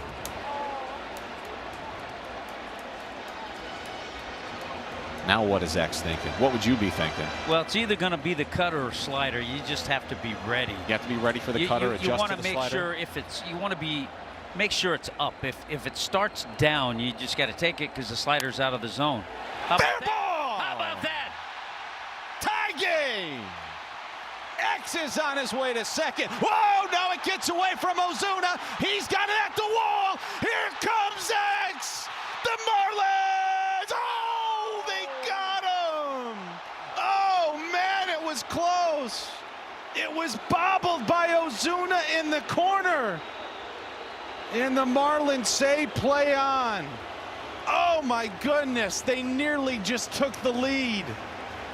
They've tied it. It's got to be the most exciting play in baseball, and a great relay throw to nail him dead at the plate. Just a perfect relay throw. He blocked the play. Top of the 7th inning, we're tied at 2. Multiple looks at the triple by Edwards. A high home look. I didn't know if there was an error or if it was a triple all the way. They're going triple all the way. It was just kicked down there in the corner. Yeah, it bounced off that corner, and by the time Ozuna tracked it down, he makes a good throw to the relay man, Duran, who makes even a better throw to the plate. You saw X coming around third. I don't think he slowed up. I think he was a little surprised maybe that Blake Lally sent him. But it took a perfect throw to get him at the plate. Watch this. Right about there, he looks. He doesn't slow up. And there's the perfect throw. That was quite exciting. A no decision for Tyler Phillips. Michael Peterson on to pitch. Here's the head first eye. Boy, he got air too. No, that was really nicely done all the way around. It required that throw. Yeah. If that throw is 6 inches towards first, he's or safe. High or up a little bit if the throw's up. Couldn't have been anywhere else. 2-2. New ball game here in the 7th. And let's take a look at the numbers here for Michael Peterson after what I could confidently say I thought it was a terrific outing by Tyler Phillips tonight. 31st appearance for Peterson. He's got a 3.34 ERA. Peterson pitched yesterday. Tossed a perfect 8th inning. And that is foul tipped and hung on to by Joe Mack for the first out in the 7th. A couple of things. I think you got Peterson right here because of the part of the order we're seeing. 7, 8, 9. And that way you have Bender, Fauché, Fairbanks, got all those guys left a little bit later on. What a job I thought Tyler Phillips did. You go 6 innings, you give up just 2 runs, your ball club's in the game. It's tied when you leave. Just tremendous by Phillips tonight. Elias Diaz takes ball 1. Yeah, outstanding work by Phillips. Lowered his ERA to 3.09. And a nice comeback, as we've talked about a few times after the start in Philadelphia. Diaz pops this up outside of third. See if Javi's got room. He does. 2 away. And a quick word from Werner, Hoffman, Greg, and Garcia. Winning doesn't just happen by accident. At WHG, we know every case is earned before you ever step inside the courtroom. WHG, preparation wins. Quickly 2 out for Michael Peterson here in the 7th. Both sides with 2 runs, both sides with 5 hits. Nobody's committed an error. Rangers have left 4, Marlins have left 2. Nicky Lopez takes a strike. Marlins are 9-15 in interleague play this year. The Rangers are 15-12. They played. This is their 28th interleague game already.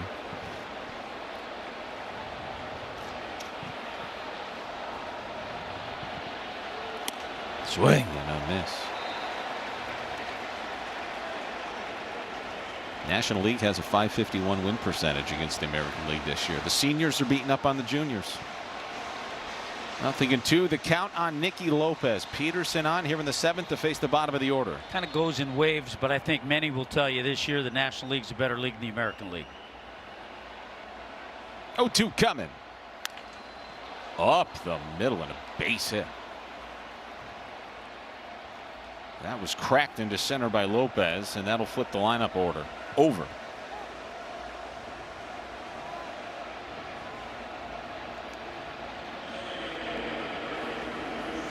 They kept going with the fastball, and Lopez was ready for that last one. Now, he can run a little, but Peterson is quick to the plate, and I think teams are really starting to take notice of Joe Mack's arm. I don't think they test it, but you never know. Rangers don't run a lot. Here's Jock Peterson. Here's a snap throw to first. It was close, but he dove back into the back part of the bag. There's that play we talked about the other day when and Joe Mack's real alert and real good with it. When a catcher gets the ball in the dirt, runner kind of freezes, maybe thinking it's going to be a pass ball, so he comes up and fires.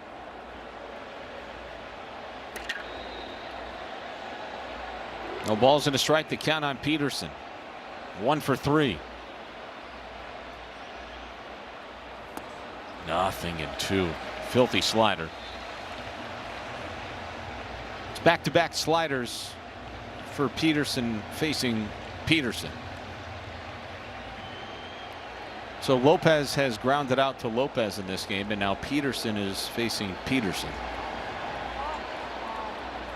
And for the first time in Major League history, number 80 has also faced number 80 in this game.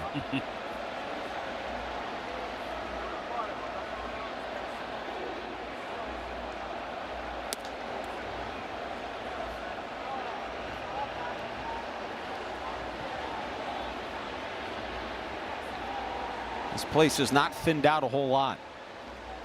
A terrific, lively atmosphere at Lone Depot Park here tonight. And we're nearly treated the most exciting play in baseball in the bottom of the 6th, the inside the park homer. 1-2. Well, that's ripped into right for a base hit. Lopez stops at second. Back-to-back 2-out hits for the Rangers here in the 7th.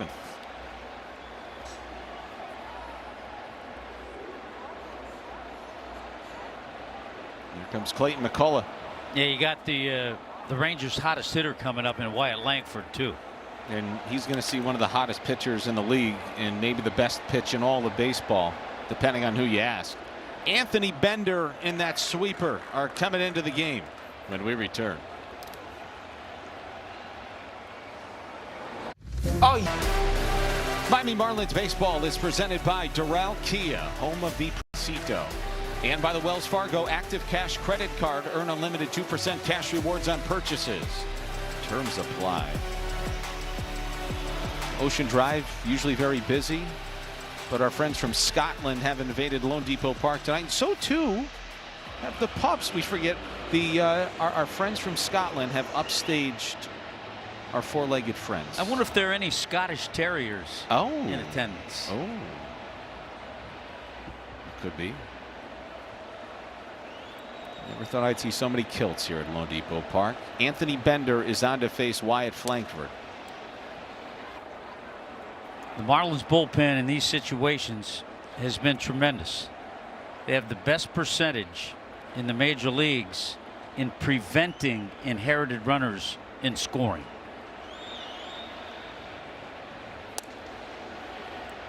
Two-0 on Langford. Marlins bullpen has been outstanding, and here's one of the better arms in the league.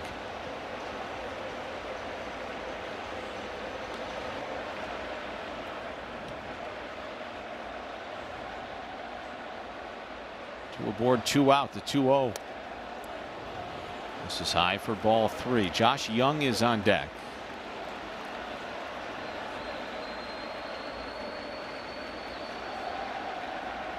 Got to be very careful here because Langford's seeing it well right now.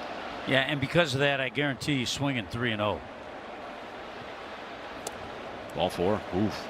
Bender has come on and issued 4 consecutive pitches out of the zone. And with no wiggle room now, with Young coming to the plate, he's got to find it in a hurry. Yeah, these are those moves you make as a manager. Clayton McCullough wanted the righty-righty matchup, Anthony Bender against Langford. But now he has Bender going up against another tough hitter in Josh Young. Oh, and he just helped him out big time. Yeah, he did.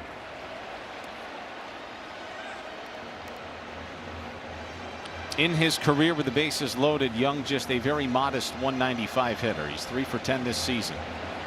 41 ABs. Swing at a fly ball off to the right goes foul, and Bender, who issued 4 consecutive out of the zone to Langford, is now ahead of Young 0-2. And you've got to imagine he's about to get a steady dose of sweepers, and Mack has got to handle everything behind the plate. Yeah, you would think so. And yeah, you got to be careful with bases loaded, that runner at third base.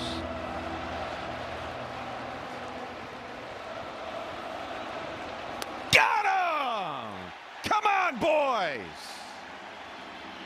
Bender leaves him loaded here in the 7th. Then he picks up his teammate Michael Peterson. 2-2, middle of the 7th inning at Lone Depot Park, and it's time for the stretch, brought to you by Celsius. Welcome to the stretch, presented by Celsius Energy Drinks. I'm Craig Minervini. When the Tartan Army goes back to Scotland and they're asked, how about that game you saw? They may not be talking football, but baseball. What a game they have seen here tonight. Over 8,000 strong in the Tartan Army in town for the World Cup. Watching 2 plays that you usually don't see in a baseball game. 2 in the same game at the plate. First in the 4th inning, it was Osuna coming around on a base hit. Little slow throw in by Marcy, but the relay by the X-Man. Remember that name. And he gets, it's Ozuna at the plate on the Diaz single there in the 4th, kept it 2-2. Then in the 6th inning, well, this would have been an inside the park homer because of the bounce it took in left field. It was not ruled an error. 1 run comes in. Here comes the speedy X-Man. He's rounding third. He gets the green light. And what a throw here on the relay in time by literally an inch. Duran with the throw to the plate and the tag by Diaz. Whoa, 2-2 ball game. Back to Marlins baseball after a quick word from our friends at Celsius. Good. We get Celsius real quick.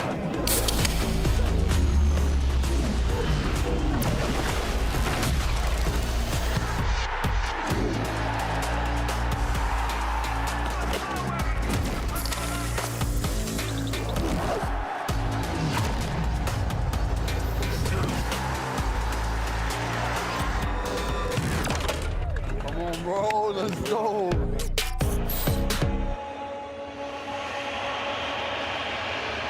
Pour it back, boys. Don't miss any.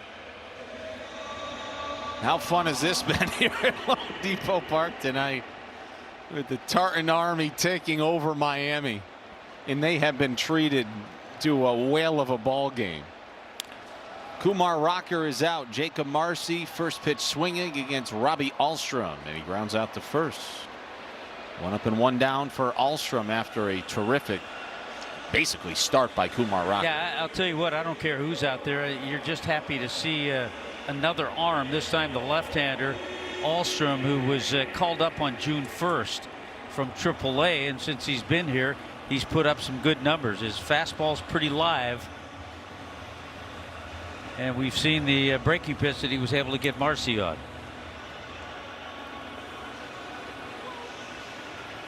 And what do we have here? Leo Jimenez is going to hit for Owen Casey. This is the spot in the order that was originally occupied by Esteri Ruiz for 1 inning. He did not register an at bat, and as soon as Rocker came into the ball game, Clayton pinch hit Casey for Ruiz. He stayed in and got a couple of at bats, was 1 for 2, and scored a run. And Leo Jimenez takes a strike. You know what's interesting? And it keeps you thinking too with the speed of Ruiz, especially in a 2-2 ball game late in the game. I know. I hear you. The good thing, I guess, is that there's still a lot of speed in this lineup. There's really nobody that wouldn't try to steal for the Marlins that's in there right now. Interesting, Hut, looking back at Rocker's outing, 2 wild pitches that sent runners from second to third scored runs. I mean, that's how precious and how tight these games are.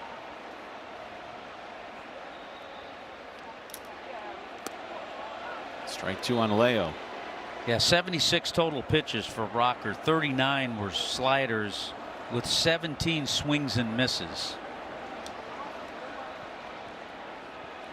Look at the bullpen bar and grill off in the distance.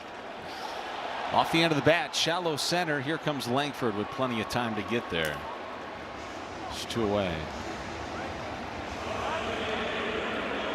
Celebrate 250 years of America with the Marlins. Join us on Saturday, July 11th at 4:10 for the USA 250 celebration presented by Budweiser. Marlins and the Guardians take an exclusive USA 250 jersey ticket package. You can get yours at marlins.com/USA. Griffin Conine not going to back down from a lefty on the mound. He actually had more success against lefties in his minor league career than he did righties. They are still hooting and hollering. And they're about to see themselves on that big video board out there. They're watching the soccer game and baseball at the same time. Swing and a miss by Griff. 0-2. Conine now 0 for 6 since his return yesterday, but he's going to get plenty of runway here because when he has been healthy and he has settled in, he is a very, very nice bat to have in the lineup.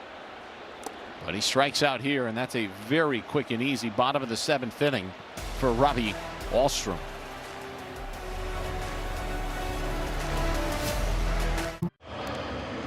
This copyrighted telecast is presented by authority of the Miami Marlins. May not be reproduced or retransmitted in any form, and the accounts and descriptions of this game may not be disseminated without the express written consent of the Miami Marlins. Let's go back downstairs and say hello to Craig Mish. Tartan Army has brought him in, Kyle, tonight. Got the attendance figure from tonight's game after huge crowd Saturday and Sunday. The number tonight, 20,008. It is the largest Monday crowd here at Lone Depot Park since 2017. Back to you. Wow, how about that? Thank you, Craig. I suspected as much. Thought it might even tip the scales for the largest Monday home crowd in ballpark history. Brandon Nimmo's having quite the night. He's 2 for 2. He's been on base 3 times. And he is facing Calvin Fauché, who pitched yesterday here in the 8th. So the Marlins go from Phillips, gives him a quality start, to Peterson, to Bender, to Fauché, who's making his 33rd appearance of the year. And Nimmo slices this into left field. That's a base hit for Brandon. That's going to go all the way into the corner. He is eating the Marlins alive here tonight. And the go-ahead run is at second with nobody out here in the 8th. Yeah, Guy, as we pointed out, they've seen so many times. 119th game he's playing against the Marlins in his career. He's on a nice heater, though, himself. Yeah. Talked about the 3 hits tonight, but he extended his hitting streak to 6 games with his first hit. And that swing right there is Brandon Nimmo. He came into the ballgame hitting .320 in his last 12. What's about .340 through his last 13 now? And here is Jake Berger. There are defensive changes for the Marlins. Leo Jimenez, who hit for Owen Casey, is at third. Javier Sanoja goes to right. Hernandez in left. Marcy in center. So fairly rudimentary changes there. 2-0 on Berger with Duran on deck. Well, a bullpen that has been so good is going to be put to the test to see if they can keep it tied here in the 8th, and it's up to Fauché.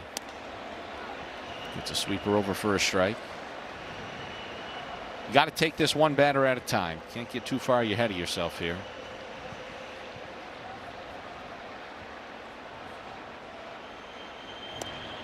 It's 3-1. Not the end of the world if Berger gets on. You'd have 2 on with nobody out. Double play would be in order, but then I don't know, maybe Duran would think about bunting. There's a strike. Good, very good sinker. 97 from Calvin. Gotta make sure you give a look at Nimmo. Yeah. He was dancing off there pretty good. Yes, he was. He stole second back in the 6th. Go ahead run at second with nobody out here in the 8th inning for the Rangers. Game 1 of a 3-game series, tied at 2. The 3-2. Hit foul. Good approach there by Jake Berger. He really showed that he was trying to stay back and drive something to the right side. Fauché started him with 2 cutters that missed, and then he threw 2 sweepers. He's come back with a sinker and a cutter. What do you think about going back to that sweeper? Berger is a strikeout candidate. He'll chase. Oh, not that much. And a walk. So now there's 2 on with nobody out. Time now for the Home Depot working on a win. And the Marlins have done plenty of winning here at home. In fact, they've won 8 games in a row here at Lone Depot Park, the longest in ballpark history. Trying to make it 9 in a row and come from behind here tonight. Corners are pinched in. Duran not showing bunt, and he lifts this into shallow right. Sanoja is over. Nimmo is going to bluff a tag at second. You know, wherever you put Javier Sanoja, he knows how to play the position. Came up with that fly ball, got rid of it quickly, made a perfect throw to Otto Lopez. Keep Nimmo at second base. Got his body in position. Moves his feet back, gets it ready. There it is. It's his second career game in right field. His first was on May 20th here at home against Atlanta. That is a king-size first out here in the 8th inning for Fauché. Here's Osuna.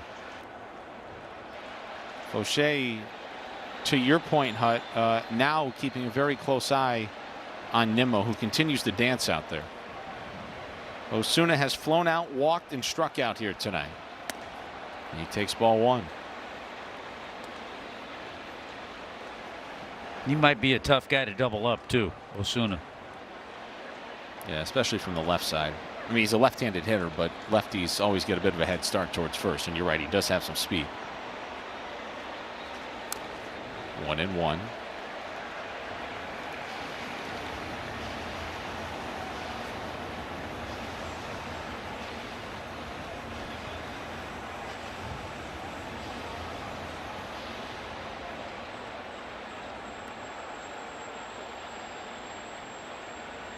Strike 2. Calvin Fauché is going to try to Houdini his way out of this 8th inning after allowing the leadoff double to Nimmo and the walk to Berger. He's got 1 out.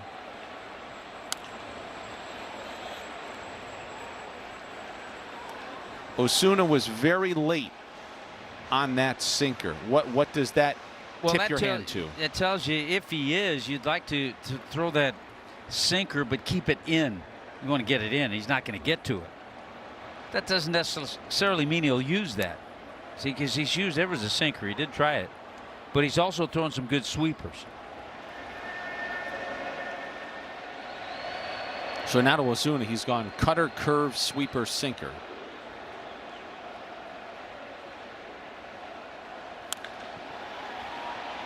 Base hit into right field. That's going to go all the way to the wall, and the Rangers are going to take the lead.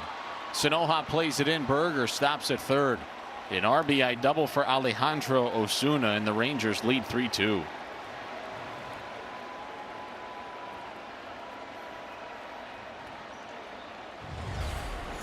It was a cutter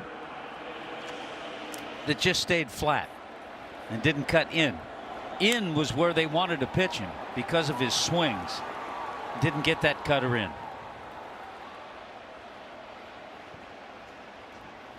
Twelfth RBI of the season for Osuna. And the Rangers do cash in the leadoff double by Nimmo. And here's Elias Diaz. And the infield will have to play in for Miami. And do so against a guy who's had good swings against them in his career.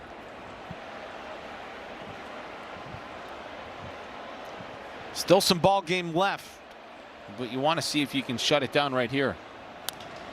Might not be able to do it. Fly ball to right. Sanoja's going to sit back on it. Berger's going to tag. Here comes the throw. Not in time. Fauché's not sure that Berger touched the plate. And they say he is safe. There was an appeal. Marlins will take a look. And Berger did indeed touch the plate. So a sac fly now makes it 4-2.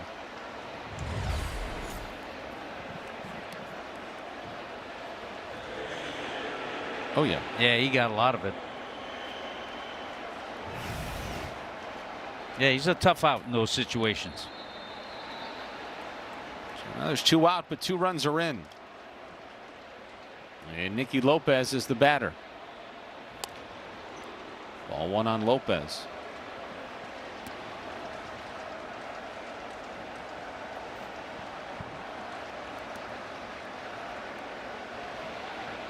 Rangers have scored twice here in the 8th. They got 2 in the 4th. They've got 2 in the 8th. Marlins tied it at 2 in the last of the 6th. A couple of extra base hits here in the 8th inning for Texas. They've scored 2 runs on 2 hits. It's 1-2 now on Lopez.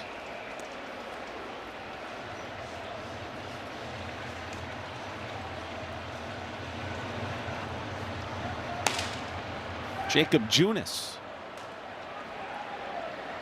is loosening for Texas. Back end of the Rangers bullpen very good.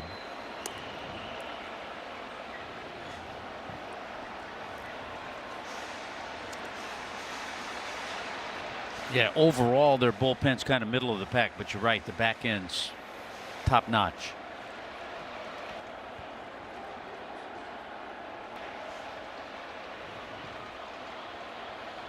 Two. Lifted to left. Hernandez started in. Now he's going back. He's still going back. And he made the catch. He ran it down. Nearly misplayed that into another run and an extra base hit. Rangers will settle for 2 here in the 8th. And after 7.5, it's 4-2 Texas. Well, if you want to take home a piece of Marlins history, you can. Don't miss the Legends Pin Series on Saturday, July 11th at 4:10. Your ticket package includes a Legends level seat and a limited edition Charles Johnson collector's pin. Get your tickets at marlins.com/pin series. Javi Sanoja is going to lead off the last of the 8th inning for the Marlins, who trail the Rangers 4-2 in game 1 of this 3-game series. Scoreboard brought to you by Werner, Hoffman, Gregg, and Garcia. Jacob Junis on to pitch, 33-year-old right-hander out of Jacksonville, Arkansas, not Florida. 29th round draft pick in 2011 out of Rock Falls Township High in Illinois. Sanoja bangs that to right, but right at Brandon Nimmo for out number 1. Yeah, Javi had a swing as if he knew that was coming. That is a primary pitch for Jacob Junis, that sweeper. He'll throw that at change, a sinker, and a 4-seamer, but lots of sweepers. And the 33-year-old is aging like a fine wine. He's putting together the best season of his now 10-year major league career. Rangers are the 6th different team that Junis has pitched with, as Mack takes a sweeper for a strike.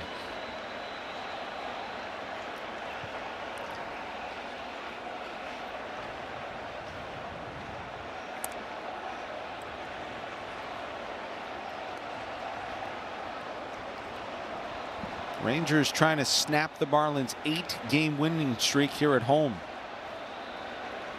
and their 4-game winning streak in general. They just swept the Giants, did the Marlins. They are 2 games over 500.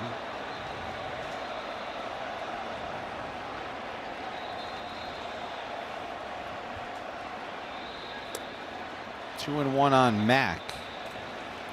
You don't like to be down a pair late, but Hernandez making that catch to end the top of the 8th inning means all the Marlins need to do is get somebody on to bring the tying run to the plate. That'll always give you a fighting chance. That'll give you hope. Get a man on. There you go.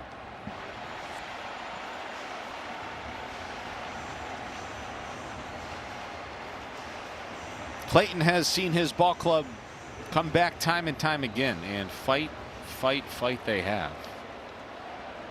14 comeback wins.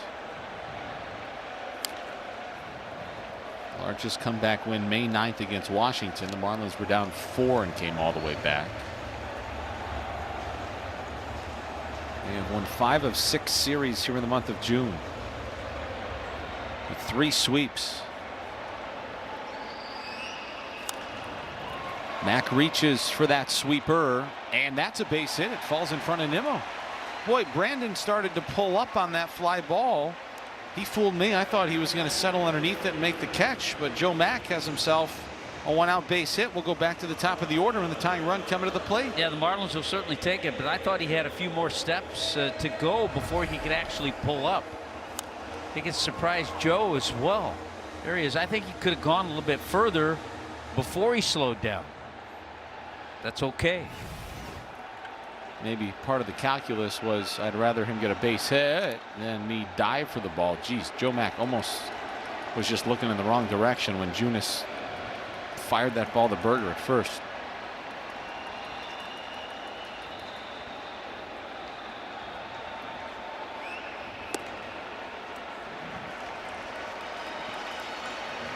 Do the Marlins have another comeback in them here tonight is the question. I think they'd probably tell you yes. Navarreto and Norby remain on the bench for Clayton. And there's ball 2 to Heriberto, who has been red hot since his recall from Jacksonville. Well, you got a good part of the lineup right here coming up. Otto on deck. Stowers would be next. Swinging a shot to second, flagged down by Lopez. Good base running by Mack. Hernandez stung that ball at 105 miles an hour. That is just bad luck. Hit the ball hard, even though Lopez was shading near up the middle. He was able to go to his left just a couple of steps to make that play. Didn't have bad luck, you'd have no luck. And here's Otto Lopez, who collected his 31st multi-hit game of the season tonight. Otto takes ball 1 with Kyle Stowers on deck. Lopez doubled and scored in the 6th. Sanoja and Edwards with RBIs here tonight. 2-0 on Otto. And Pete Fairbanks is loosening. That's got to be if the Marlins were to tie this game, because Dax Fulton is side saddled next to him.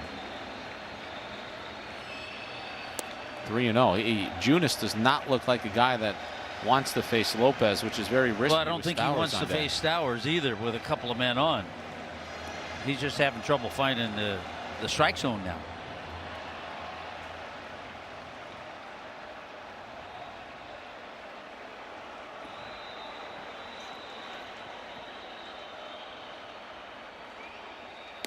Get me over fastball for a strike on the top rail. He throws that again. Otto better put his home run swing on it. Give itself a chance. Otto likes that high heat. I know. Ball 4. And now the go-ahead run will come to the plate in the form of Kyle Stowers. I don't think that's what Junis had in mind, but as soon as he fell behind him, probably was a little bit worried. And here comes Skip Schumacher. He is going to bring on the lefty Latz to face Stowers. We'll step aside on Marlins.tv and be right back after this. Soccer. Miami Marlins baseball is brought to you by Mountain Dew. Get a Baja for a blast. And by the Wells Fargo Active Cash Credit Card. Earn unlimited 2% cash rewards on purchases. Terms apply.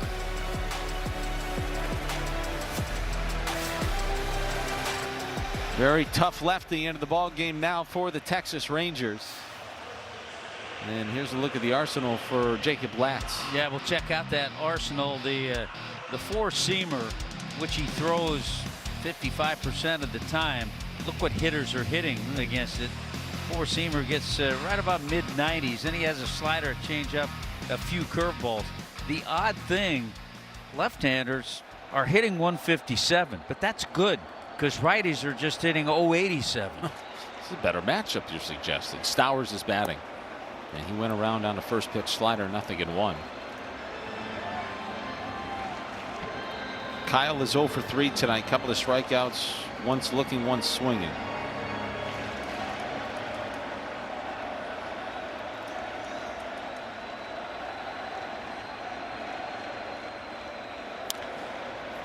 Quickly, 0-2 on Stowers. Edwards on deck if somehow the Marlins can keep the line moving here in the 8th. There's a look at the numbers for Latz. He's got 13 saves. And you do have Edwards and Marcy and then Conine a couple of batters later to follow. Could you possibly use Latz for a 4-out save here tonight? I think that's what they have in mind. 2 pitches, 2 strikes, and an 0-2 misses. Good take by Kyle that time.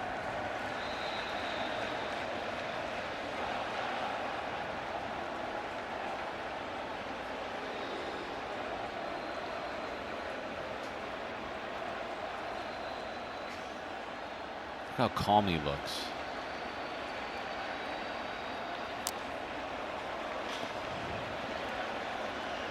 Well, maybe for a moment, Stowers clipped a piece of Diaz's glove. I thought that's what he kind of looked back for there. And he simply fouled that fastball off. He's about as deep in that batter's box as you could possibly be. Mack at second, Lopez at first. He represents the tying run here in the 8th. Outfield deep, infield back, 1-2. Good eye, 2-2. It's really, by the way he's taken the slider, it really appears that he's picking it up well.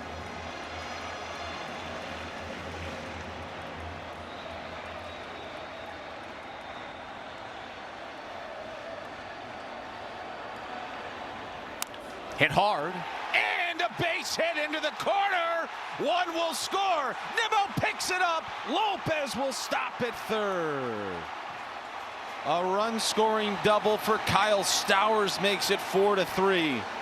And boy, I thought for a moment, because Nimmo's arm isn't that good anymore, Hut, they might give it a go with Otto, but Nimmo played it back in quick enough. Yeah, he can make up for a deficiency in arm strength by getting to balls quickly, getting rid of balls quickly. What a great at bat by Kyle Stowers. He really was patient against the slider, ends up banging that base hit, and Nimmo got to it, and then just he was being held all the way. Saw Blake Lally hold him all the way. Great job by Kyle Stowers.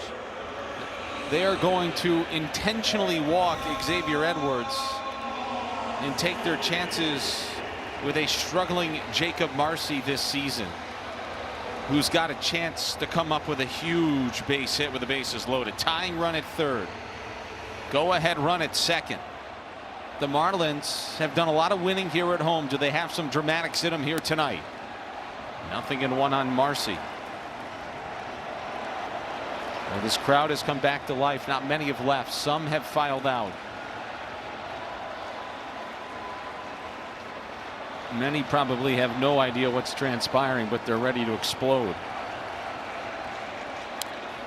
0-2 on Jacob, who got a center cut 95. Yeah, that was the one. Hitter. That was the one for him. He might get a steady diet of sliders now. But can he make them work?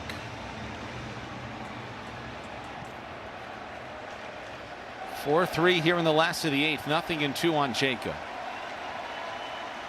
Infield plays him to pull the pitch. This is hit in the air down the left field line, twisting towards the corner. Foul. That got a few people out of their seats.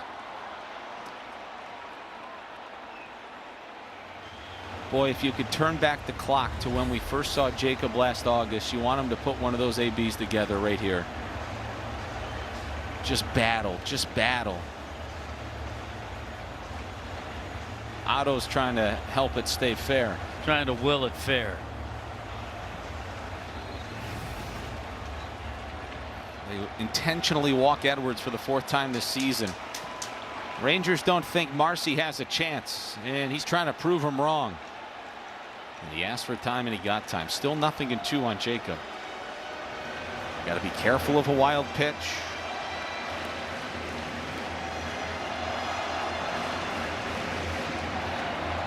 Lopez at third, Stowers at second, Edwards at first.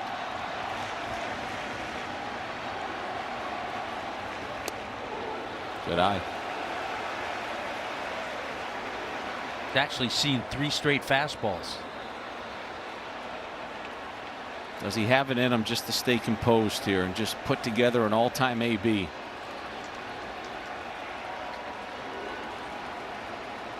Latz fires. 2-2.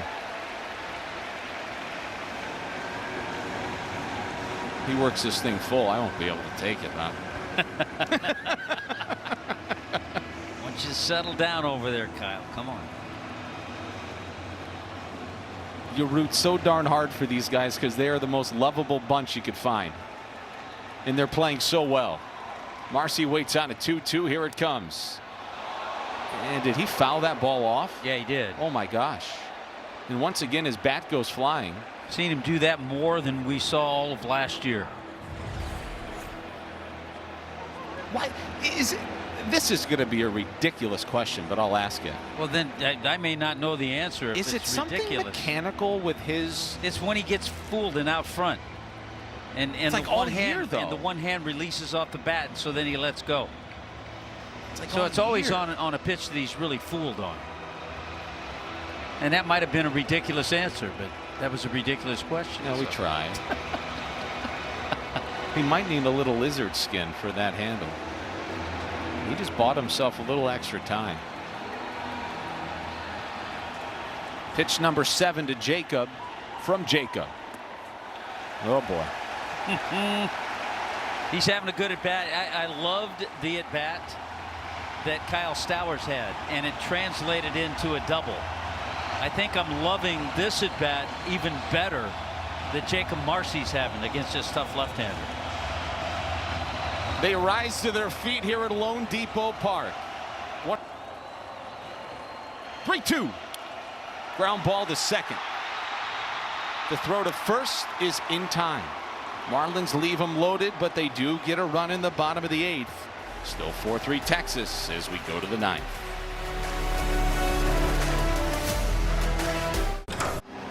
Yeah, welcome back to Lone Depot Park, where we might just be in store for a fun finish here tonight. Rangers lead by a run. Tomorrow, game 2, Sandy Alcantara will toe the rubber for Miami. There is a chance that the former Marlin Cal Quantrill goes opposite of him. Rangers are TBA. Our coverage on Marlins.tv will begin at 6:15.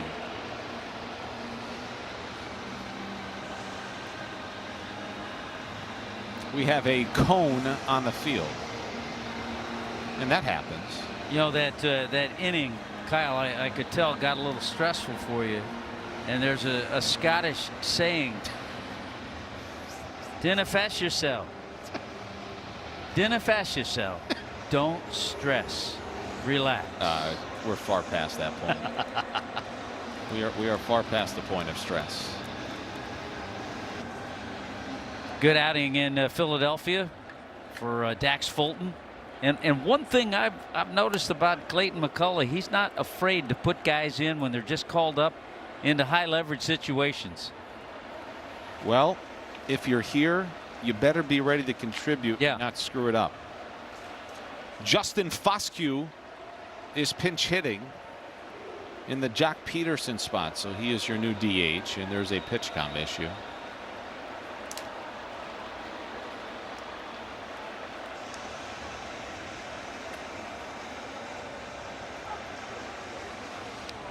Foscue is in his 3rd major league season, 14th overall pick by the Rangers in 2020 out of Mississippi State University. Yeah, he had a lot of games in AAA before getting the call up here. Started the year on the bench, was dealing with limited action. Injuries to Corey Seager and Josh Smith opened up an everyday role for Foscue in May. Not starting here tonight, but hitting here in the 9th. And he takes ball 2 from Dax Fulton. So Foscue is the first man off the bench for the Rangers. They still have Freeman, Higashioka, and Kelnick. 2-1. Meanwhile, for the Marlins, Navarreto and Norby remain. 6, 7, 8 due up for the Marlins in the 9th. If they just go with what they have, it'll be Jimenez, Conine, and Sonoha. Not to look too far ahead, because now it's 3-1, and Fulton's got to pitch a tidy inning here. Got to rein it back in and try to get into the strike zone.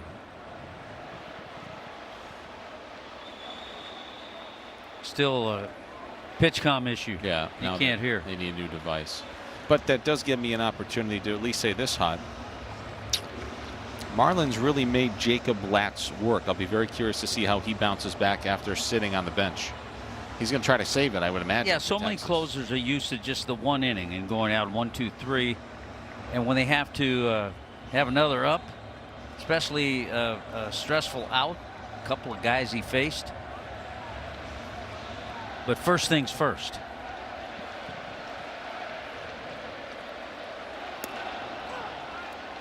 Good slider for strike 2.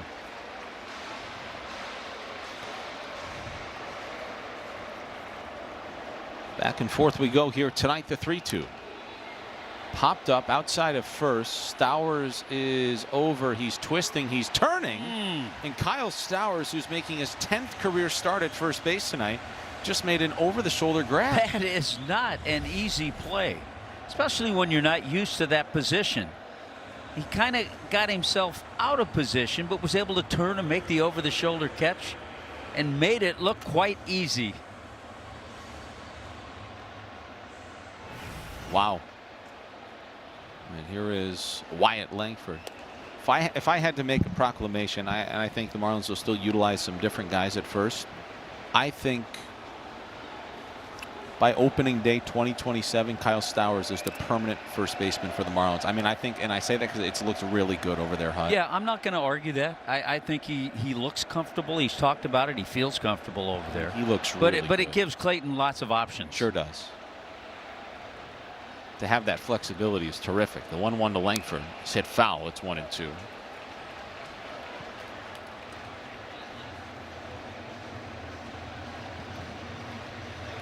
Langford 0 for 3 tonight. He came into the ball game with an extra base hit and an RBI in 4 straight games. Rangers trying to pick up their 38th win of the season. Marlins trying to collect their 41st. Langford pops this up. See if Stowers can make a quick adjustment.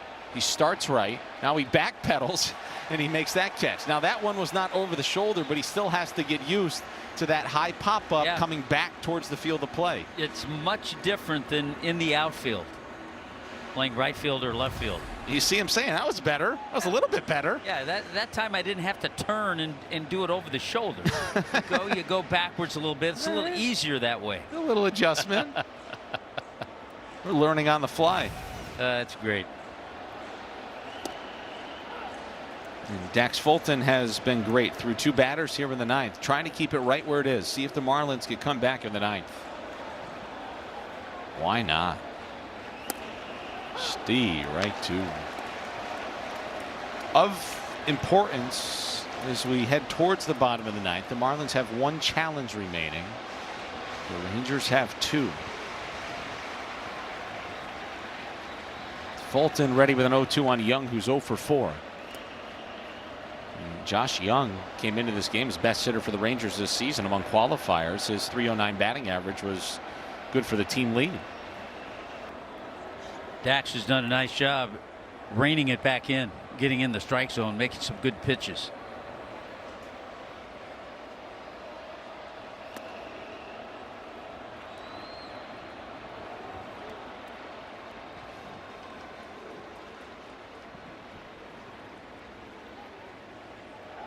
It's 3-0 to start the homestand. 10 games over 500 at Lone Depot Park this season.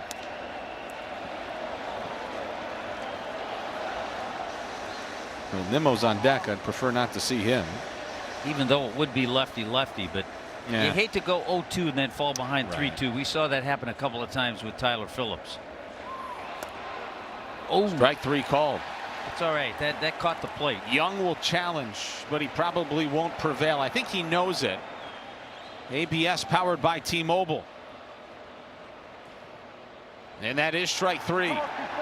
And we'll see if the Tartan Army can lead the Marlins to a comeback walk-off win here at Lone Depot Park when we return.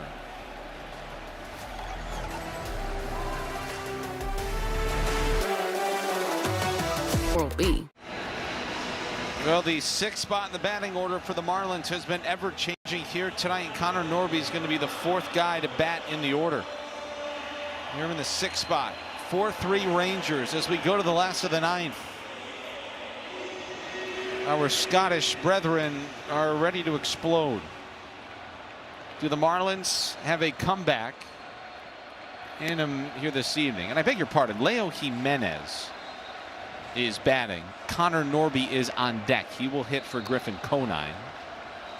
Jimenez, Norby, Sanoja, a trio of righties. Jimenez swings and misses. So for Jacob Latz, he's got 14 career saves. 8 of them have been of the 4+ out variety. That's what he's vying for tonight.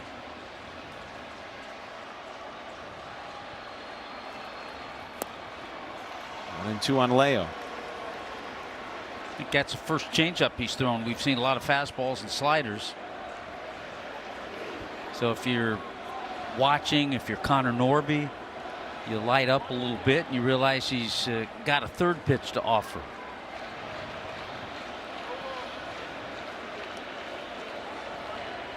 One, two.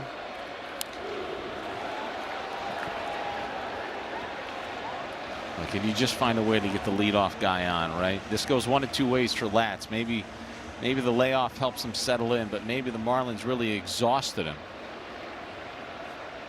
Through 14 pitches in the bottom of the 8th to get that final out. Jimenez pops this up outside of first. Long run for Berger, and that's into the seats. Oh, oh, oh, oh.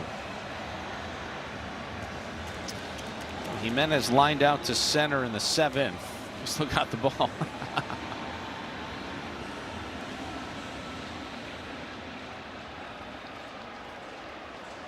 Souvenir on the way out the door. The 1-2. 2-2. Oh, they do not go quietly, Hut. No, they're having some good at bats. And it all goes back to Kyle Stowers' bat.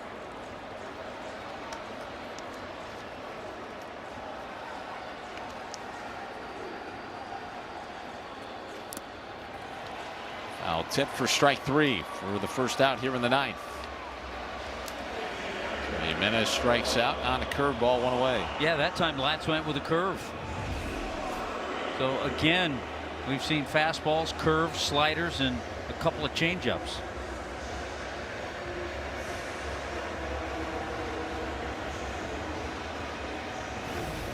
Big spot here for Connor Norby pinch hitting. It's a very tough assignment.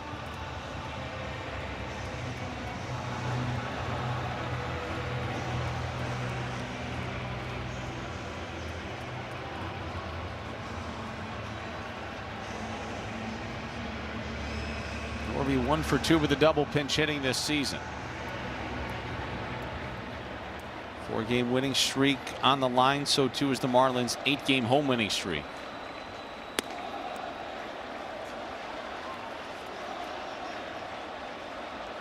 Just wonder if he just hangs a curveball. Could Connor sit back on it long enough and just belt one out of here? He's got that ability. You know it.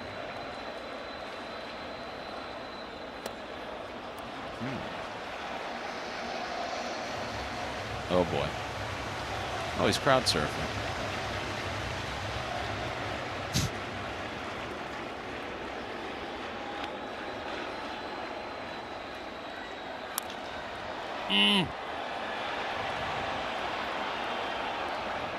No, another chance. Got out front 4 of rows a deep. 2-0 slider. He got out front of it a little bit.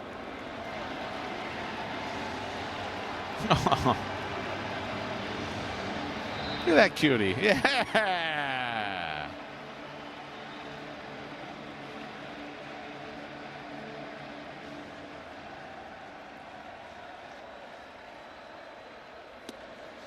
Oh, good eye.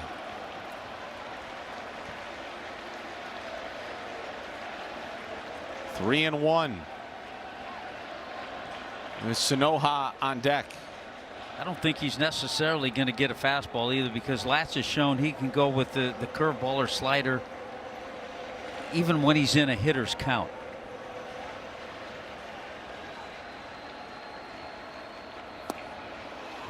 And I think that's exactly what Connor was thinking. Connor was thinking that and then was late on the fastball. Well, just battle, young man. After about his first 6 weeks, he was very patient. He was showing an ability to walk more. We haven't really seen that since the middle to end of May. Can he find a way on here in the 9th? Marlins trailing by a run, nobody on, 1 out, the 3-2. Struck him out and he expanded the strike zone.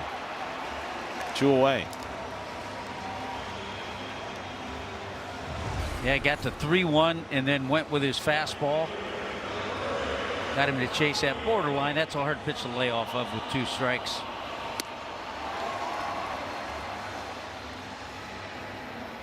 And at least for the time being, it comes down to Javier Sanoha.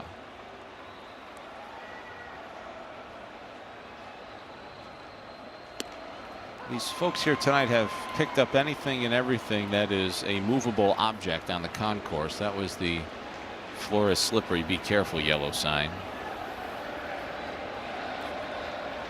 Sanoha 0 for 2 with a sac fly.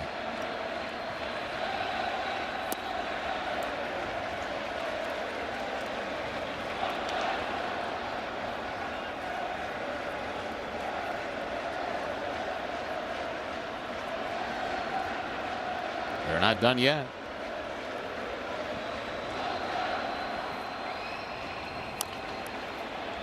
One and two. Marlins down to their final strike now. I think we owe it to the Scottish fans to take it to extra innings and explain to them the runner at second base in extra innings.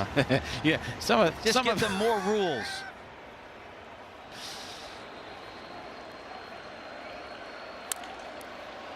Bouncing ball to short.